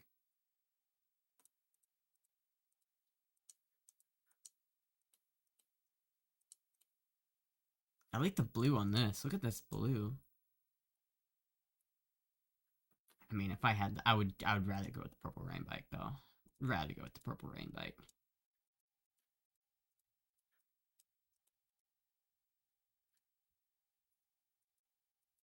I love the teal on this, but oof. Oof.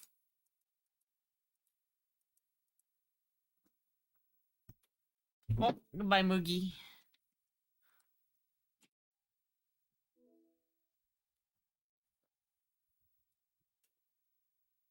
Oh, this is a silver wing. That's kind of sick. Silver wings are kind of cool. I like the weight on this one. Honestly, though, they don't stack up. They don't stack up to the purple rain bike. They really just don't. They really just don't stack up. You're my little pog champ. Thank you, Savvy Fair, the $20. Isn't everybody pooling money together to help Astra buy this bike, a form of socialism? How's the bike a form of socialism? But if my truck wasn't from the 80s, I'd say go, but it wouldn't be it. I wouldn't want to chance it.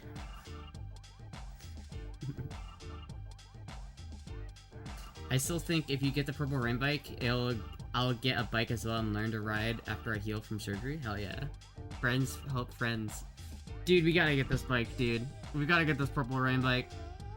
The thing is, chat, is that I might be able to offer them like $1,000, because it's been up for a long time.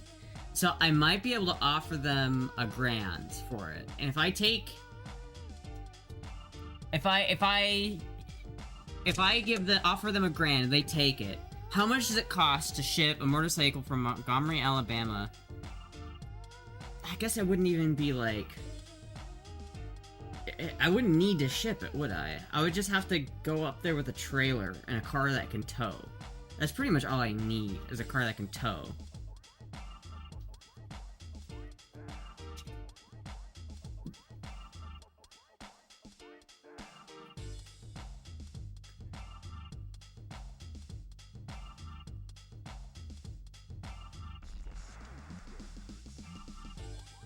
That's been kinda, to be honest. They answered pretty quick last time. They did.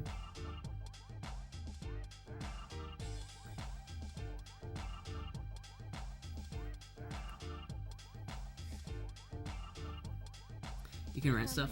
Holy shit, Taco, thank you for the $50 doing my part. I'm doing my part.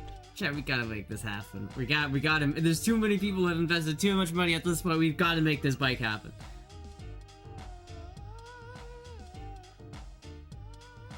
Go there while they're rent a U-Haul bike trailer and bring it back. That's what I'll probably end up doing if we get this bike. That's probably what I'll do.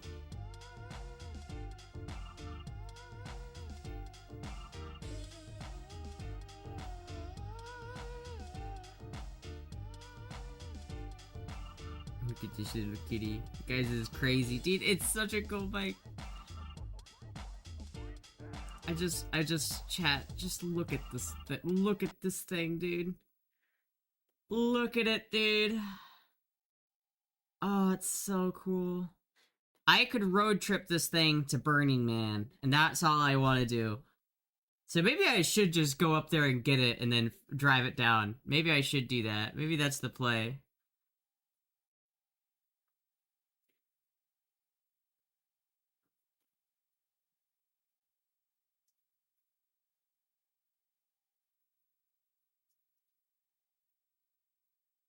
It's such a nice bike, dude. I want the purple rain bike. I want the purple rain bike. Purple rain.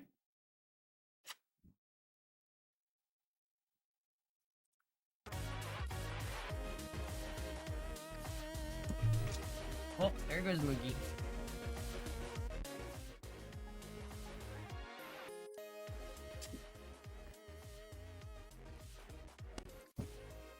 Does bits and gifted subs add to your bank account? They do, but it won't get here until the 14th. It's like they go on a cycle. Oh, thank you, Sammy, for another $20! From each chat according to their ability, to each Astra according to their need. Exactly. Thank you so much, Sammy Fair. Thank you so much. Yeah, no, it's, the bits, they go in my account. Like, I don't get, like, the thing about bits is, like, if you spend, like, $100 on subs, I won't get that same $100 because Twitch takes a good bit of cut from it. The thing about subs is that people are more likely to resub if they're gifted a sub, so there's, like, that aspect to it. But I don't get sub money or bit money until the same day every month. So it's, like, on the 14th of every month, that's when Twitch pays out. And so if you donate, like, a shit ton of bits on the 15th, I won't get it until a month later. Does that make sense? Gotta blast that song when driving away. Absolutely, dude. You don't understand. I'm gonna blast Purple Rain if I get this bike, dude. I'm gonna blast Purple Rain. I'm gonna have to get the print sticker, right? I'd have to get a print sticker somewhere and put it on this thing. Purple Rain.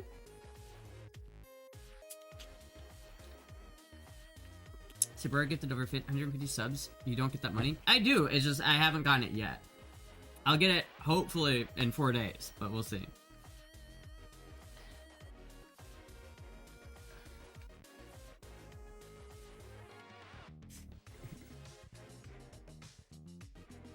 You should got half the money from subs. Yeah, you don't get as much. And then if it's a sale, you get like the sale price. So it's like, if subs are on sale, you don't get as much from them. Subs are good. They're a good thing. I like subs. They're more a long-term thing than like a short-term like influx of money.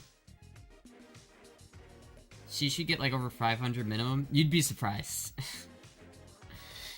I think my takeaway from that is like 370.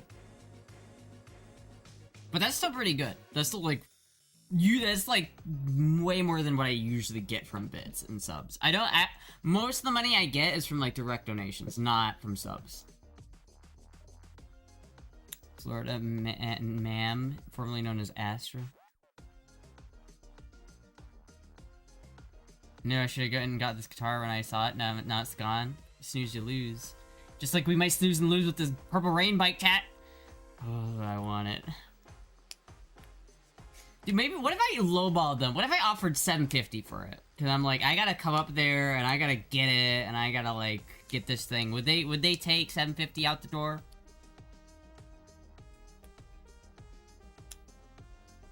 Maybe. Maybe not. God, now I'm thinking about this Purple Rain bike, and I can't stop thinking about it. Can't stop thinking about the Purple Rain bike, chat.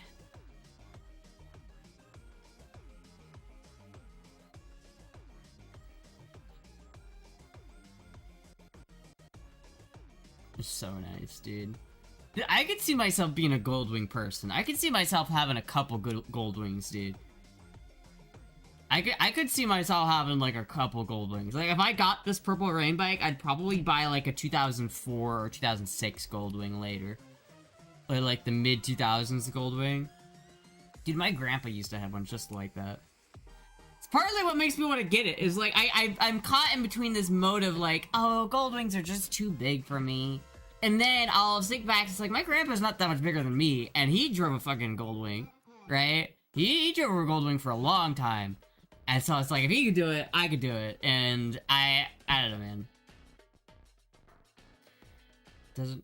It's actually not gone. They just cut the discount. It was like 40% off. Oof. Damn, 40%? Damn, that's, oof. Yeah, you missed out on that one, dude. You missed out on that one.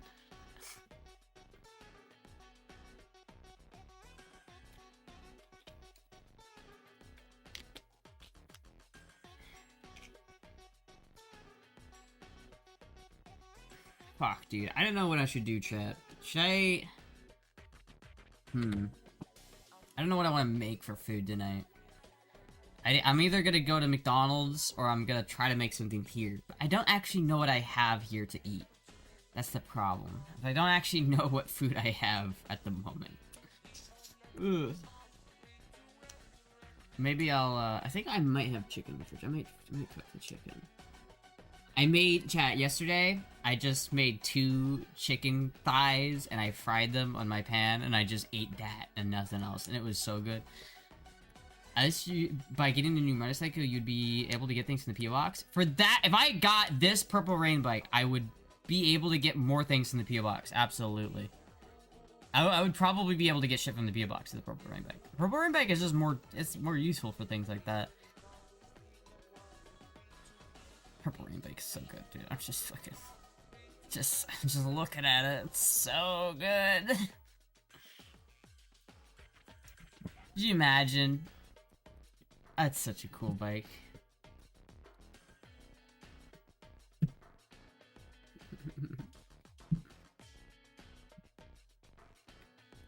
But, chat, what do you think I should do? Do you think I should go get McDonald's, or do you think I should make, do you think I should make some ramen, or try to find something here?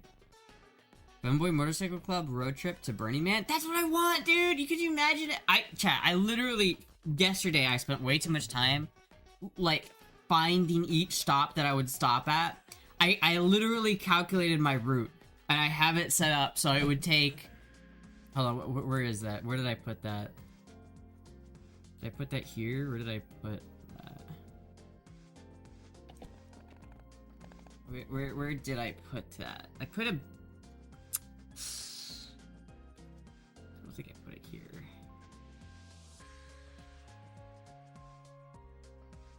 I don't remember where I put it, but it's like I actually made a text file with each address and like how many miles in between. It would be like 300 to 450 miles per day, and it would take like 2 weeks. Offered $6.50 and 2 VP subs. Make some food. I just don't know what food I have here, and I'm worried that McDonald's is going to be closed before I have a chance to go there and get it. So you can't spend, so you don't spend too much money on McDonald's. Thank you, Savvy, for the $10. Ramen at home to save that McDonald's money for Prince's bike. Alright, you're right, chat, you're right. I gotta save money for Prince bike. You're right. You're right. I'm gonna make ramen. I'll make some ramen. You're my Holy shit, Cuddle Bear, thank you for the $20! I have to get in on getting our baby girl Astra her Christmas gift. We gotta make it happen, chat. We have got to make it happen. We gotta make it happen, dude. We have to. We have to make it happen. Oh, man. I'm gonna do some research on, like, the early model Goldwings and see what I can find out about it. I'm gonna learn as much as I can about this specific model of Goldwing. Because I like the older Goldwings. I think, honestly, an older Goldwing I'd like better than a newer Goldwing. Oh, dude, I just want it. I just want it. I just want it. God, could you imagine how cool it would be, chat?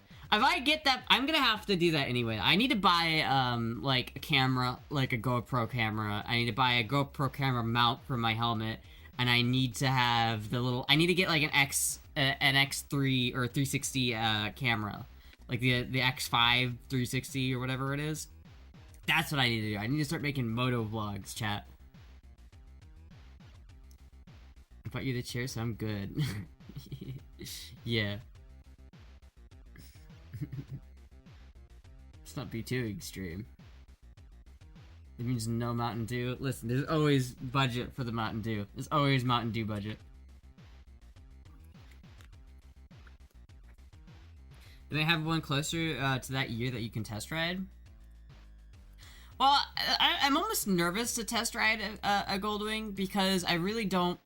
My thing is, if I bought this Goldwing, the first thing I would do is I'd take it to a parking lot and learn how to drive it. Because a Goldwing is a much bigger bike than what I'm used to. And I'm gonna have to learn how to handle a bigger bike. Like, there is a skill that I'm going to have to learn in riding a bigger bike. And I'm gonna have to do that. And I'm probably gonna drop it a couple times. I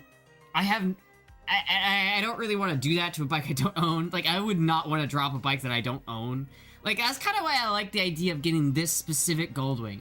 Like, it's already not, like, in perfect condition. Like, there's rust on the crash bar here. It's not in perfect condition. But Goldwings don't really, like, tip over. They just sort of lean on their sides. And so it's not, like, it's not gonna completely fuck up all the fairings and shit if I drop it. But I just like the idea of being able to do that and just take it to a parking lot and just play with it and not worry if I drop it, you know what I mean? Not care if it gets a little scuffed here and there, because it's already scuffed. And you know what? It's like... I don't want to buy, like, a nice, fancy, clean... Oh, shit, thank you, Tracy, the 25. More monies for our Quinn. Thank you so much, Tracy. Thank you so much. Chat. Thank you, honestly, chat. I really appreciate it all. Thank you so much, chat. Fuck, dude, if we get this bike... it's gonna be so good. I've just been... obsessed with this idea of riding a Goldwing to Burning Man, chat. I've been obsessed. I really want to make that video. I really want to do it. I would literally go to each camp. I would just get a tent, right? I would load up the Goldwing with all of the supplies I need. I'd have a little tent.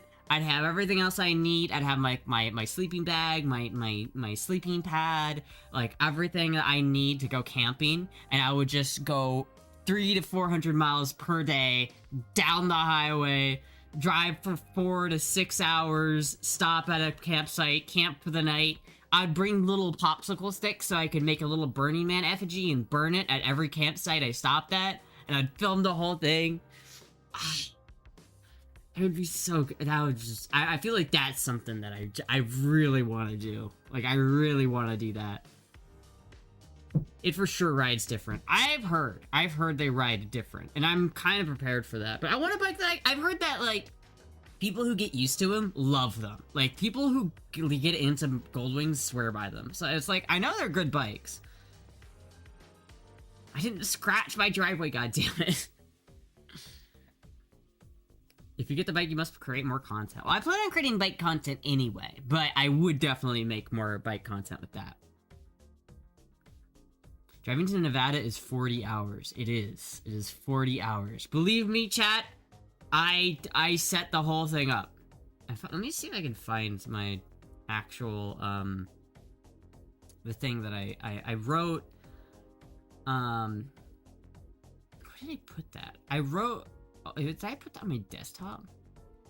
No. I wrote, like you know, I might be able to just do this, actually.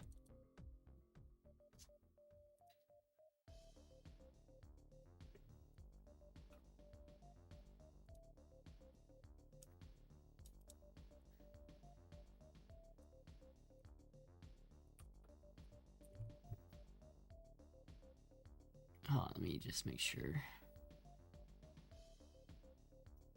Right, okay, I think this is good.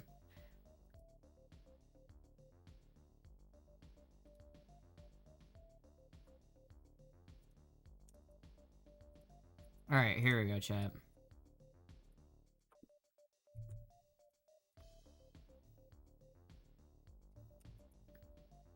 I don't know if you can see this, but I literally have it all planned out.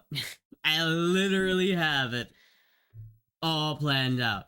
Every single, like, stop campground, how long it would take to get to each campground, how many miles are between each campground. It would take me 7 days to get from here to Black Rock. And then it would take me another 8 days, I think, to get from Black Rock to home. So it would be, and this is like the actual Burning Man event. So on total, it would be like a 22-day excursion. I would be gone for like 22 days in total, but I would basically be the middle part of that would be just going to the actual Burning Man event.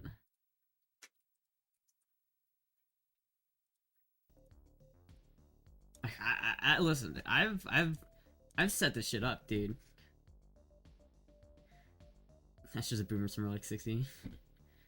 Scrubs when my girlie drive down and she went down the coast to coast in 32 hours. Damn, really? That's not a long time at all. But it's more like 32 hours. It might be. I mean, I don't know how much of a speed. I don't know. The Purple Rain bike can probably do highway miles, but I don't think it's that fast. I don't think it's gonna be able to. I don't think I'm gonna be breaking any speed limits, but. I love that idea. I love it. I love the idea. I'd be gone at least a month if I did a trip like that, more likely 3. I wouldn't want to be gone more than a month, because I have cats, right? And I don't want to miss my cats for that long. But it would take about a month, give or take. Motels and restaurants every night? No. See, that's the thing. That's the thing. There's no hotels. I'd probably stop at, like, grocery stores to grab, like, food, but I'd have a little camping stove, and I would make food at my camp. I would, like, every stop I go to, I'd stock up on supplies, and then I would just make food at my camp. And I would get... Here, I'll pull this up. Let me show you guys. I've had this idea cooking for a minute, chat. I've had this idea fucking cooking.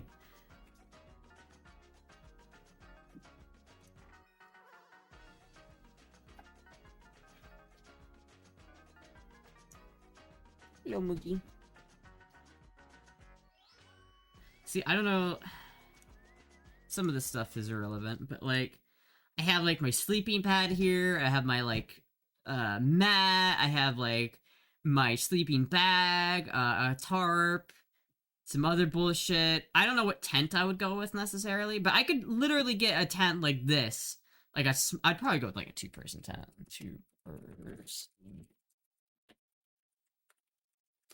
I feel like if I have a Goldwing, I could probably do the extras. Like, I could probably handle the extra space, you know what I mean? But, like, just literally something like this. Something simple like this, I would take it to every, or like this. Like, I don't even know, I could do a single-person tent as well. But literally, I would go here, I would set up my little tent, I would camp the night, I would pack up, I would take off, and then I would just... it would be beautiful, chat. It would be fucking beautiful. And it's like, let me show you some of these camp spots that I picked out here. Like, some of these are really gorgeous. Like,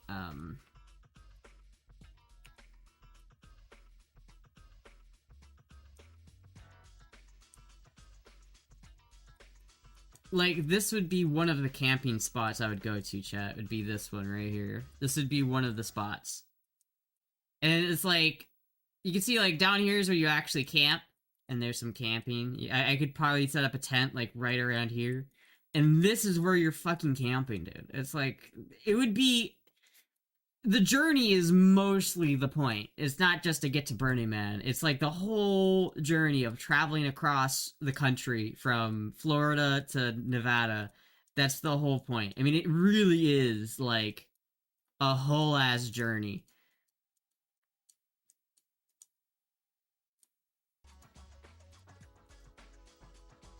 Like, I'm not thinking of this as like a little like trip to have fun with. I'm viewing this more like a challenge, like a personal challenge. This is like a personal journey. Doing 90 on a bike is for more than 500 miles is rough on your body. You're not going to be doing much more than 90 on a bike. No, I wouldn't go 90. I'd probably keep it about 85 at max. I wouldn't try to speed at 90 going the whole way there.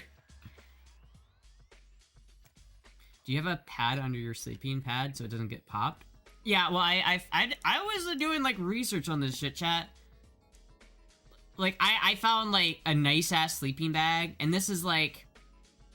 I guess this one's inflatable. I saw a couple of them that are, like, not inflatable. That were, like, I was thinking about. I don't know if... Oh, yeah. I think this is the one I was looking at. I don't know, I would do more, obviously if I actually did this, I would do more research, but... Lightweight air mattress. Yeah, this looks pretty good. I'd get something like this. It doesn't need to be perfect. I'd really like a hammock, but I need to be able to sleep at Burning Man, and there are no... I'd have to either find some sort of portable hammock setup that could fit inside of a tent, and I don't know if there is, you know what I mean? And it's like, to some degree, it's like a kind of, it's like backpack tent camping, but also not, because like, obviously I have more capacity to carry shit. Don't go 30 plus on roads in Florida, you will get arrested now. Do 30 over, you mean? Because I'm pretty sure you can go 30 miles an hour. But yeah, I know that if you go like, they will chase you too. Like, if you try to run on a bike, they'll catch your ass. Florida don't play around no more with that shit. Good thing my bike literally doesn't have the capacity to go 30 over. How many in the group? Well, I mean, that depends. Like, if I had a group of people to do this with. But for me, this would just be like a solo journey. This is solo me with an Insta360 camera, a GoPro, and a dream. That's literally it. I'm not... unless I had someone specifically to do the trip with, I would not. I would just do it myself.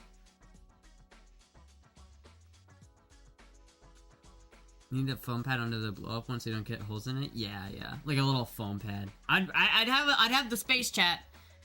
I feel like if I got this gold wing, if I had a gold wing, like, I've thought about doing this trip on the Rebel before, but I've kind of come to the conclusion that the Rebel is just not capable of doing that. But I mean, look at this thing. I mean, I'd have so much room. Like, I could totally put a huge ass sleeping bag. I could put whatever I need. Like all my tent shit.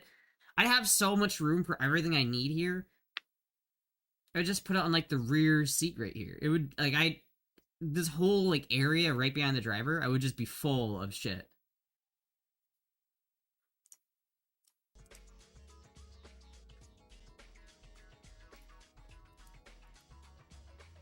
More like a spiritual awakening. I mean, it's kind of like, you know that, the guy who kayaked down the River Thames, and it was just like this insane thing? It's kind of like that, right? But probably not as, oh my god. My CD has been pushed out.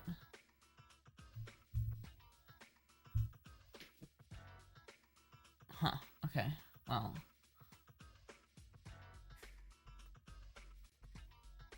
They have super speeder laws now, yeah.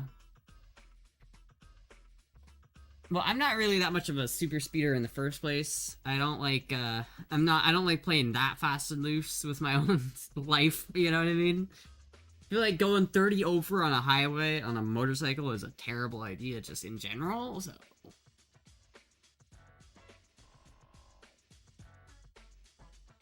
Oh, thank you, Vanna, for the raid. Thank you so much. Nico, brother. Oh, yeah. Thank you so much, Vanna, for the raid.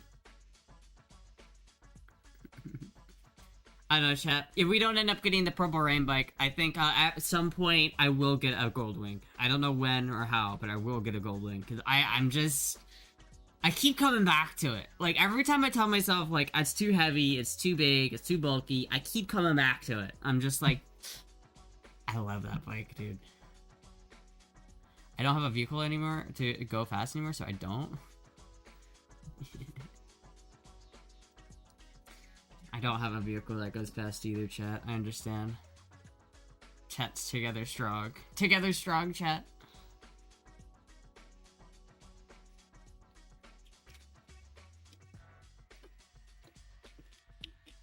Going to grab some food. Alright, Vanna. I'm probably gonna make ramen after this stream. Wonder if I have any chicken de-thawed. I put some chicken in the freezer or the fridge to de-thaw, but I don't know if it de-thawed yet. I'm gonna try making stock. I'm gonna make chicken stock, chat.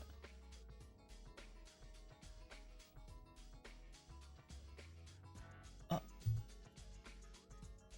Oh, it is on. What the fuck? Why did it, like, have a spasm? Huh, interesting.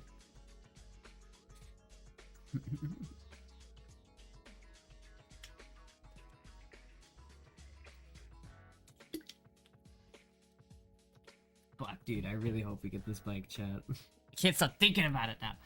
This is the problem. I have the kind of autism where it's like, once I get my mindset on something, it's hard. It's real hard. It's real hard, chat. you know when you got that tism in you that's just like... You need a carcass. Best thing is Costco or rotisserie to make a stock and soup out of. Well, actually, so what I do is I buy at Walmart they have these chicken quarters from Purdue, and it's like 67 cents a pound, which is just ridiculous for chicken. Like 67 cents a pound for chicken quarters. Like you pay like $10 for 4 chicken quarters by themselves. And then right next to it is a bag with like 10 chicken quarters, all with like the legs. So it's more meat. You get more meat for like a quarter of the price. It's ridiculous, chat. You spend like $6 and you have like 8 to 10 chicken quarters, or you can spend $10 and have 4 chicken thighs. That's it. And then you spend even more money to have it be boneless or skinless. Like, dude.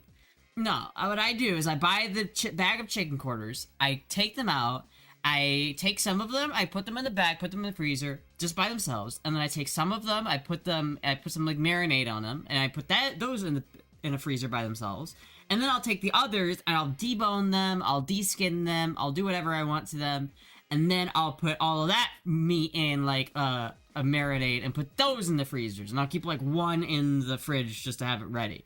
And so that way, when I take like a bag of meat of chicken out of the freezer to have it de-thaw, it's already marinating. So I don't have to let it de-thaw for 2 days and then put a marinade on it to let it marinate for 2 days. So it's basically just ready to go as soon as I take it out of the fridge. And then I take all the bones and all the scraps, and then I want to make the stock with those, because there's a lot of scraps that come with chicken quarters. That's why it's so much cheaper, because it still has like the spine connected, it still has like all these bones and shit, but all that stuff, it just makes a great stock. So I'm gonna try to make a stock. Astra cooking Great Depression style. I mean, listen, I was singing their praises earlier, dude. They knew how to do it in the Depression, man. They knew how to fucking survive. Alright, see you, Ash, Matt. See you next stream. Good luck with your Jonagol. I hope you get the bike, the purple rain bike. I'm hoping, dude. I'm hoping for that purple rain bike. Purple rain! Wait a minute. The only time someone gave me trouble in the South was in Florida. When were you in Florida and someone gave you trouble? There's no spine in chicken legs? It's a chicken quarter, so it's not chicken legs, it's a chicken quarter. So you have, like, it's the base of where the leg connects to the spine. So you do get part of the spine. It's not like the whole thing, but you get a part of it. It's like the chicken quarter itself has, like, half the spine is connected to it, then it's the thigh meat, and the thigh bone connects to that, like, hip bone on the spine, and then that connects to your leg. What area in Florida? Because that makes a huge difference. It's true. There's different regions of Florida. Are we talking like Bradenton, or are we talking like Miami?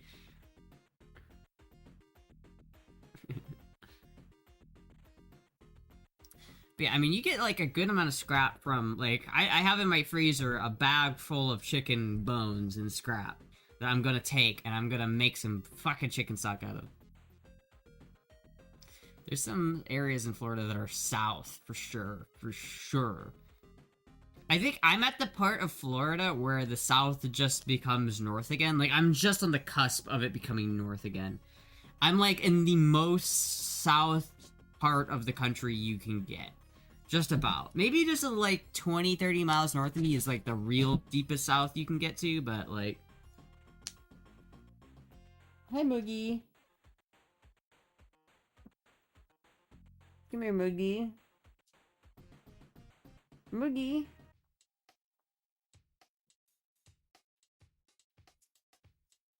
I don't think you guys can see her. No.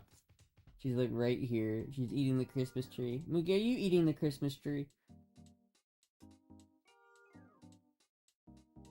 I prefer you not eat the Christmas tree. Yeah, don't do that. Yesterday, Moogie was down here, and I, heard her, and I don't know why, I didn't really hear her, I just kind of sensed that she was eating something that she shouldn't have. I just stuck my hand down here and just grabbed whatever she was eating, and I pulled it out. It was, like, a huge thing of plastic. Like, this goober right here. Just likes getting into trouble.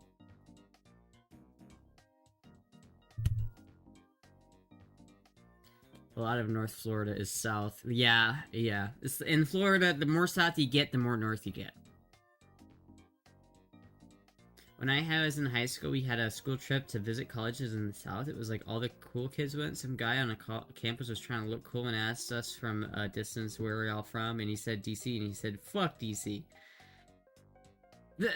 That's not even anything, dude. That's like, literally, that would happen anywhere. That could happen no matter where you go. And yeah, fuck DC. I kind of agree with them. Like, fuck DC. Kind of agreed with them. Like, I mean, come on. Come on.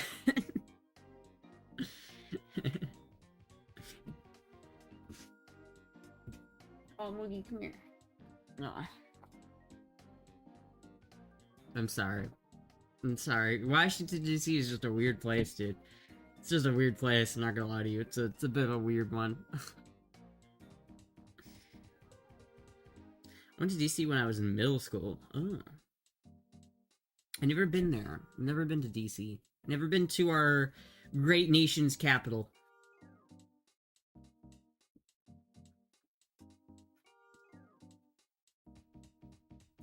Moogie, are you sitting on Randy Orton?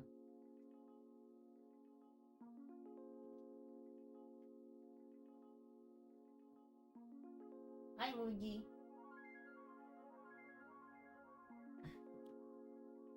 And then the guy's name was JD Vance. Based. Oh my god. The guy's name was JD Vance. We went to the White House. It wasn't all that great, to be honest. Yeah, I mean, I think that's the point of the White House, is that it's not supposed to be too grand, you know what I mean? But it's lit and expensive, like New York City. Yeah, it's like, I would never want to live in New York City, I'm gonna be honest with you. New York City, LA, Chicago are all places I would never, ever, ever, ever, ever want to live. Like, ever.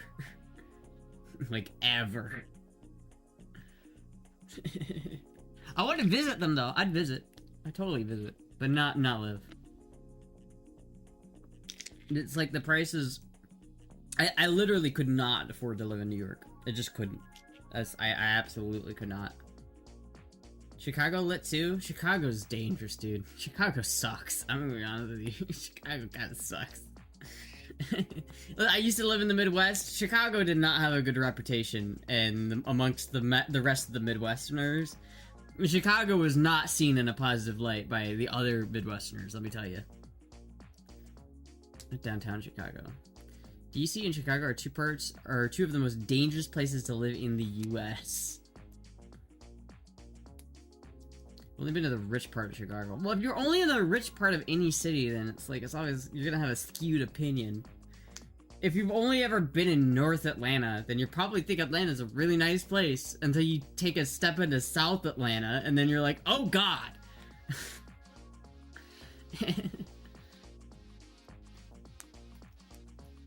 It's a lie? I don't think that is a lie, my man. I think there's some dangerous places, bro. Detroit, East St. Louis, Chicago. These are all places that are not... These are dangerous. Those are dangerous places, dude. Do you have a cute butt? Can't really see because, you know, we're in PJs, but it's a thought that counts. We took a wrong turn in Atlanta once.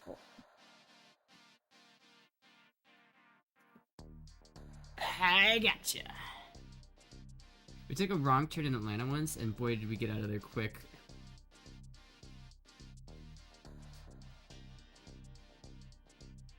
Every major city is dangerous for sure. Yeah, for sure.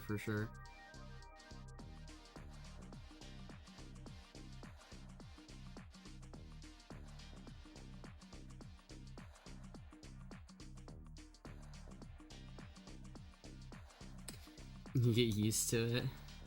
I mean, I think it's every major city in general, though. Like, I don't think England's any different, you know what I mean? I don't think, like, any city in Mexico or England or Germany is much different. There are parts of literally every city that are scary.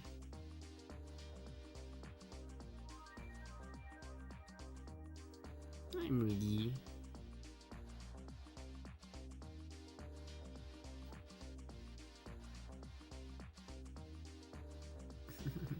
Have you been to the ghetto part of Florida? I have. I've lived in the ghetto part of Florida. The ghetto part of Florida is pretty sketchy, but it's not that bad. I mean, it's like, it's not that bad. Like, Florida's not the worst. I'd rather live, like the Rust Belt in terms of ghetto is really bad. Like, Gary, Indiana is like the worst. I don't feel completely safe when I walk out at night, but also nobody wants to try me. Yeah, I don't know, like, I would feel safe walking around at night where I live, though. And I don't live in, like, a great part of Florida. It's mostly old people, though. Old people aren't very threatening, to be fair. Most of Orlando isn't that bad, but there are a few places I wouldn't go unless I had to. Yeah, there are definitely some spots in Orlando. I feel like Tampa's not too bad. Tampa's a little seedy in some parts, but it's more like the gross strip club kind of seedy and not the I think I'm gonna get shot type of seedy. There's a lot of parts of Iowa like that too. I noticed when last couple years of me living in Iowa, I really started to notice that a lot of Des Moines is like 80% ghetto. Like, if you go into Des Moines, like, everywhere south of downtown is ghetto. Everywhere to the west of downtown is ghetto. Everywhere to the east of downtown is ghetto.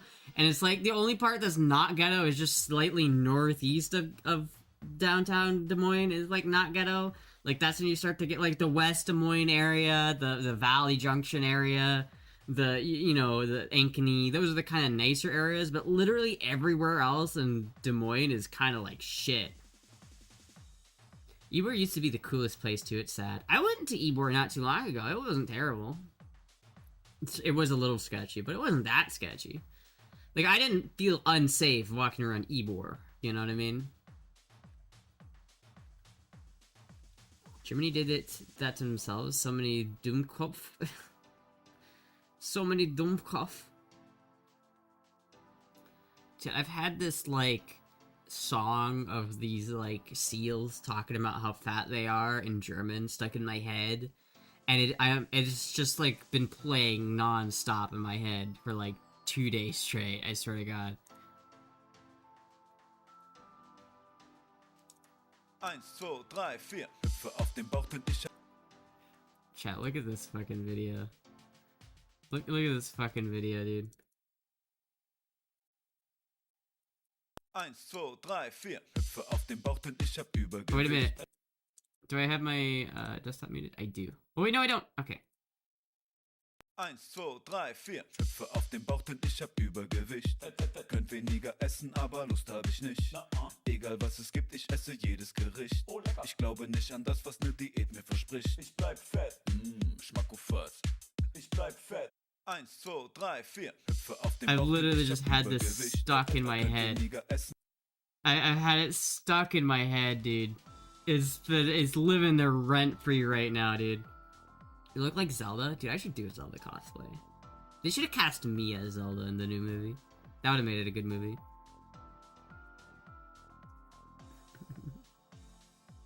I understood like 60% of those words.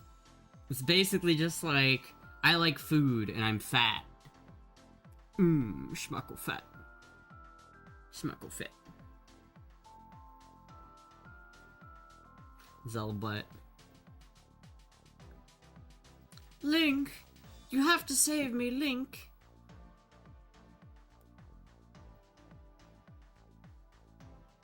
Can you turn up the music so we can hear? Which music? The background music? The Astra movie? That would be interesting. That would be interesting, chat. The Astra movie. Starring Zendaya. The Astra movie, starring Zendaya as Astra.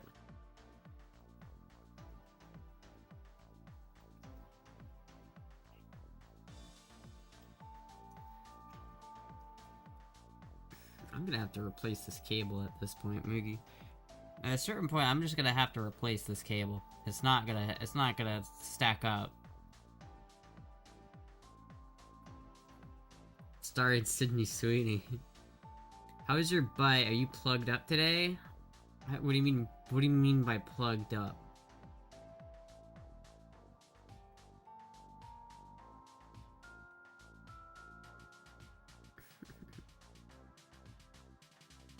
The Astra movie win. Dude, what would an Astra movie even look like? What would that would be a cool movie. I feel like that would be a good movie.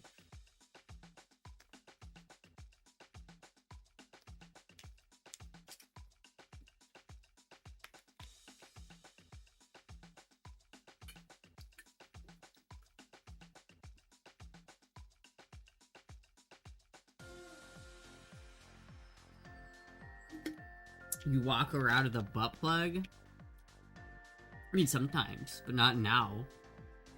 Not at the moment. But you guys would never know. If I did have a butt plug in right now, you'd never actually know it. It would be my little secret, and you wouldn't even know. What is a boy wife? I don't know, man. I really don't know what a boy wife is. It means you gotta buy me a 19... When is it? You gotta buy me a 1987 or whatever the fuck this is, motorcycle. From Verbena, Alabama.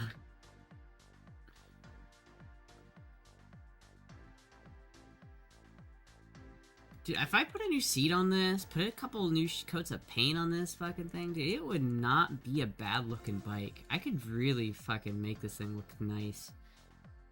Just imagine if I like repainted some of the body panels and put a couple new shit on it. I could have this thing looking snazzy, dude. What is the tail attached to? Your cheap ass boy wife does your price well. I mean, I never said it was an expensive boy wife, man. Thank you, Savvy, for the $10. Astra, if you were my boy wife, I would buy you 2 purple gull wings. Thank you. Thank you. Fit check. I'll do a fit check as soon as the Moogie gets off of me. I'm not gonna get up with Moogie here. A butt plug. Look at this cozy little kitty right now. Look at this little cozy kitty.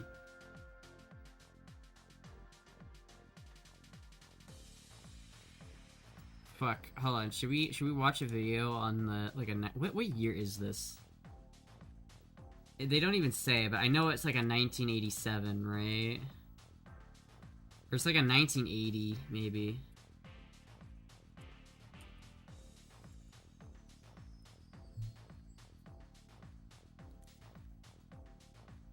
$1980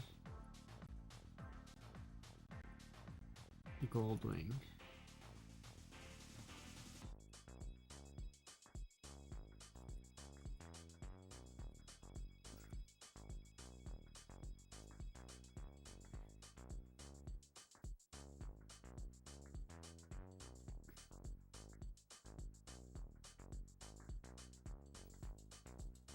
Welcome back to the channel, guys. Today I'm going to be talking to you about this bike that I just picked up. It's a 1981 Honda GL 1100 Goldwing. This is the It's like I believe Burning Man has the coolest art in the world. Dude, Burning Man is the coolest art in the world. It is legit insane. second version of the Goldwing. The first version was the 1000, which came naked into production. This one, the GL 1100, it's got a few improvements that we're going to be talking about. And of course, Honda was doing, putting... Alright, I'll go back and like get to the driving. I'll go back and watch this whole video by myself. That one. Ooh. A little bit tricky. Kind of do this. I mean, I find it hard that difficult to get on the center stand. This one's easy. The ST1300 easy. Now here's the thing that I find very interesting. So I'm going to put it on the kickstand.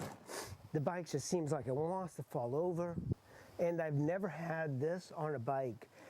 It requires a lot of power just to get it. He's not doing it right. You're supposed to turn the handles to the right first. It makes it way easier to do I would that. hate to drop this bike because I mean the kickstand, it should really just be like this. It shouldn't be this far down. Look at this. It just feels like it's going to fall over. And if you don't have enough strength on your feet to kind of do this, I mean, I There's literally a technique. You look like a mom. Oh, thank you. find it hard that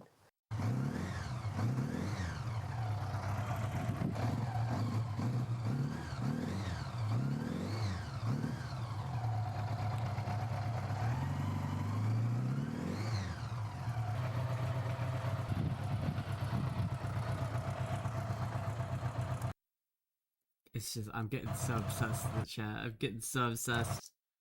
with very Does he simple, drive it at all? Hold on. I want to see someone drive it. So I wanted to see if the cheapest running motorcycle that I could buy, man. It's got every feature you could possibly think of. This thing, you can change it with your time zone. It tells you, okay, I'm in East Coast time zone, and I don't know, chat. I don't know, chat. I don't know. It's gotta happen. It's gotta happen. It's nice tonight. Has to happen. It's gotta happen. This might be a bad Goldwing year. I'll do some research on it. I'll find out as much as I can about that specific model year of Goldwing. I don't know, but that guy was definitely not picking that bike up right. Like he heavy bike, like he was just manhandling it. But when you pick up a heavy bike off the center of the kickstand, you're supposed to turn like your handlebars like away from you so that it leans into it. It makes it way easier to pick up a heavier bike. Do I look like a mom? If I'm a mom, then Moogie's my baby.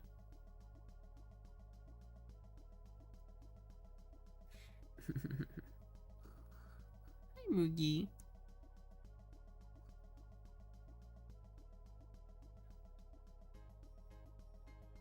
Hello, Moogie. I love this cat. I love this freaking cat right here, dude. She's the best. This cat and the other great cat, which is around here somewhere, are the best kitties. Oh, there she is. She's down there sleeping. Hi, Pucky.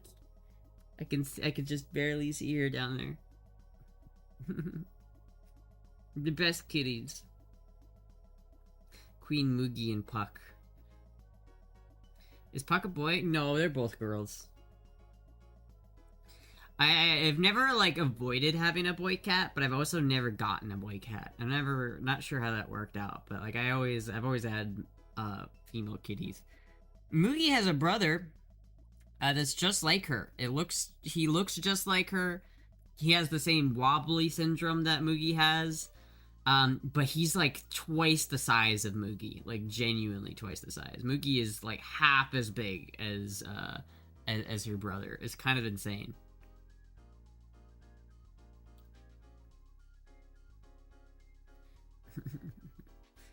Puck, on the other hand, I don't really know where Puck came from. Like, I know where Moogie came from, because I know, like, her mom, I'm very familiar with the litter of cats that Moogie came from. But Puck is, like, my dad's ex-girlfriend's cousin had a litter, and that's where I got Puck. The last cat I had was a girl, but I was told she was a boy, so I named her Jason, and she already knew her name, so I was like, I'll keep it. Many such cases. That happens, I feel like, way more than you'd think.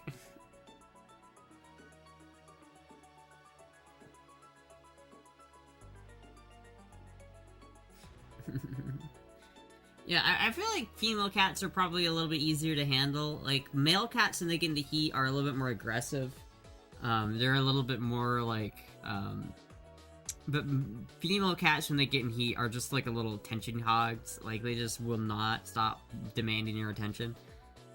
Which, it's, you know, it's just something you have to deal with as a cat owner.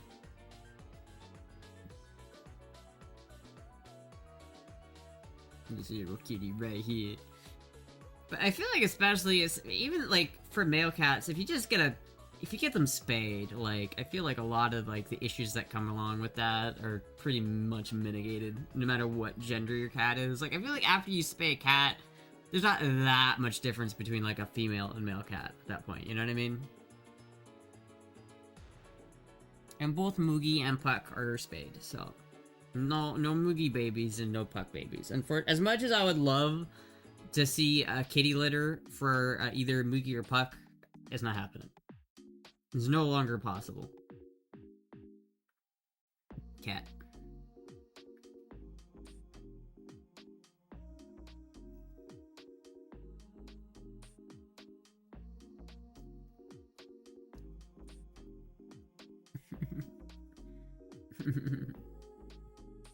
No, I love Moogie. If you guys don't have a cat, you guys gotta get a cat. Dude, my mom, she, like, picked up this outdoor cat the other day. There was this cat that got, like, abandoned, and I was hanging around our park, and my mom was, like, holding him, and she's like, I'm not gonna take him, I'm just gonna let him go. And I'm like, how can you do that? How can you I can't do it. Like, I would have taken that cat in a heartbeat if I didn't already have 2 cats. Like, I feel like 2 cats is enough. Like, I can't have more than 2 cats, but I can't say no to cats, dude. They're so cute. I can't. I love, like, there's a weakness in my heart for cats, alright? There's just a weakness. I can't do it. Alright. I owed a fit check. Hold on. Fit check.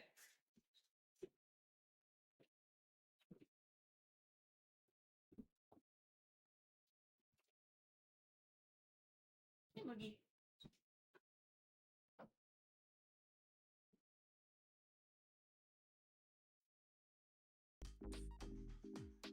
Boomers are cold. She's not even a boomer, but yeah. I just don't get it, man. Just don't get it, dude. How could you see this? The sweetest little kitty he was so content being held. How could you say that? No, you have to go back out in the wild where you have to fend for yourself. Like, how? I just can't do it. I can't do it. Puberty has like 3 or 4 cats, and they passed in her bed the other day again. They passed in her bed? Do you mean they, like, shat in her bed, or they died? Because that's fucked up. Do you have a young mom? I mean, she's not... I wouldn't say she's young. She's, like, I don't know, in her 50s or something? I'm not actually sure. It's something around there. Pissed? Oh, pissed in her bed. Yeah. Usually that's a sign of, like, a medical issue or something with their being territorial. Like, my cats don't pee in my bed, but that's because, like, I try to make sure that neither of my cats are too territorial, you know what I mean? It's like, if they only have one litter box, that could be causing some issues. If she doesn't clean the litter box, you have to make sure the cat's litter box is clean.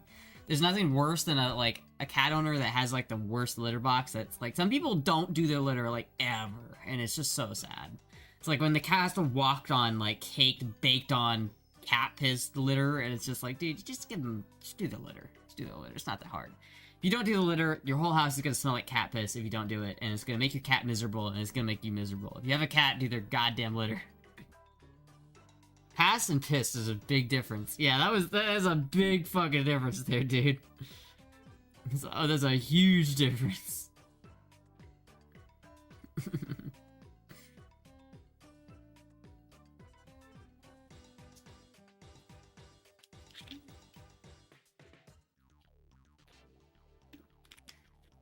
Alright.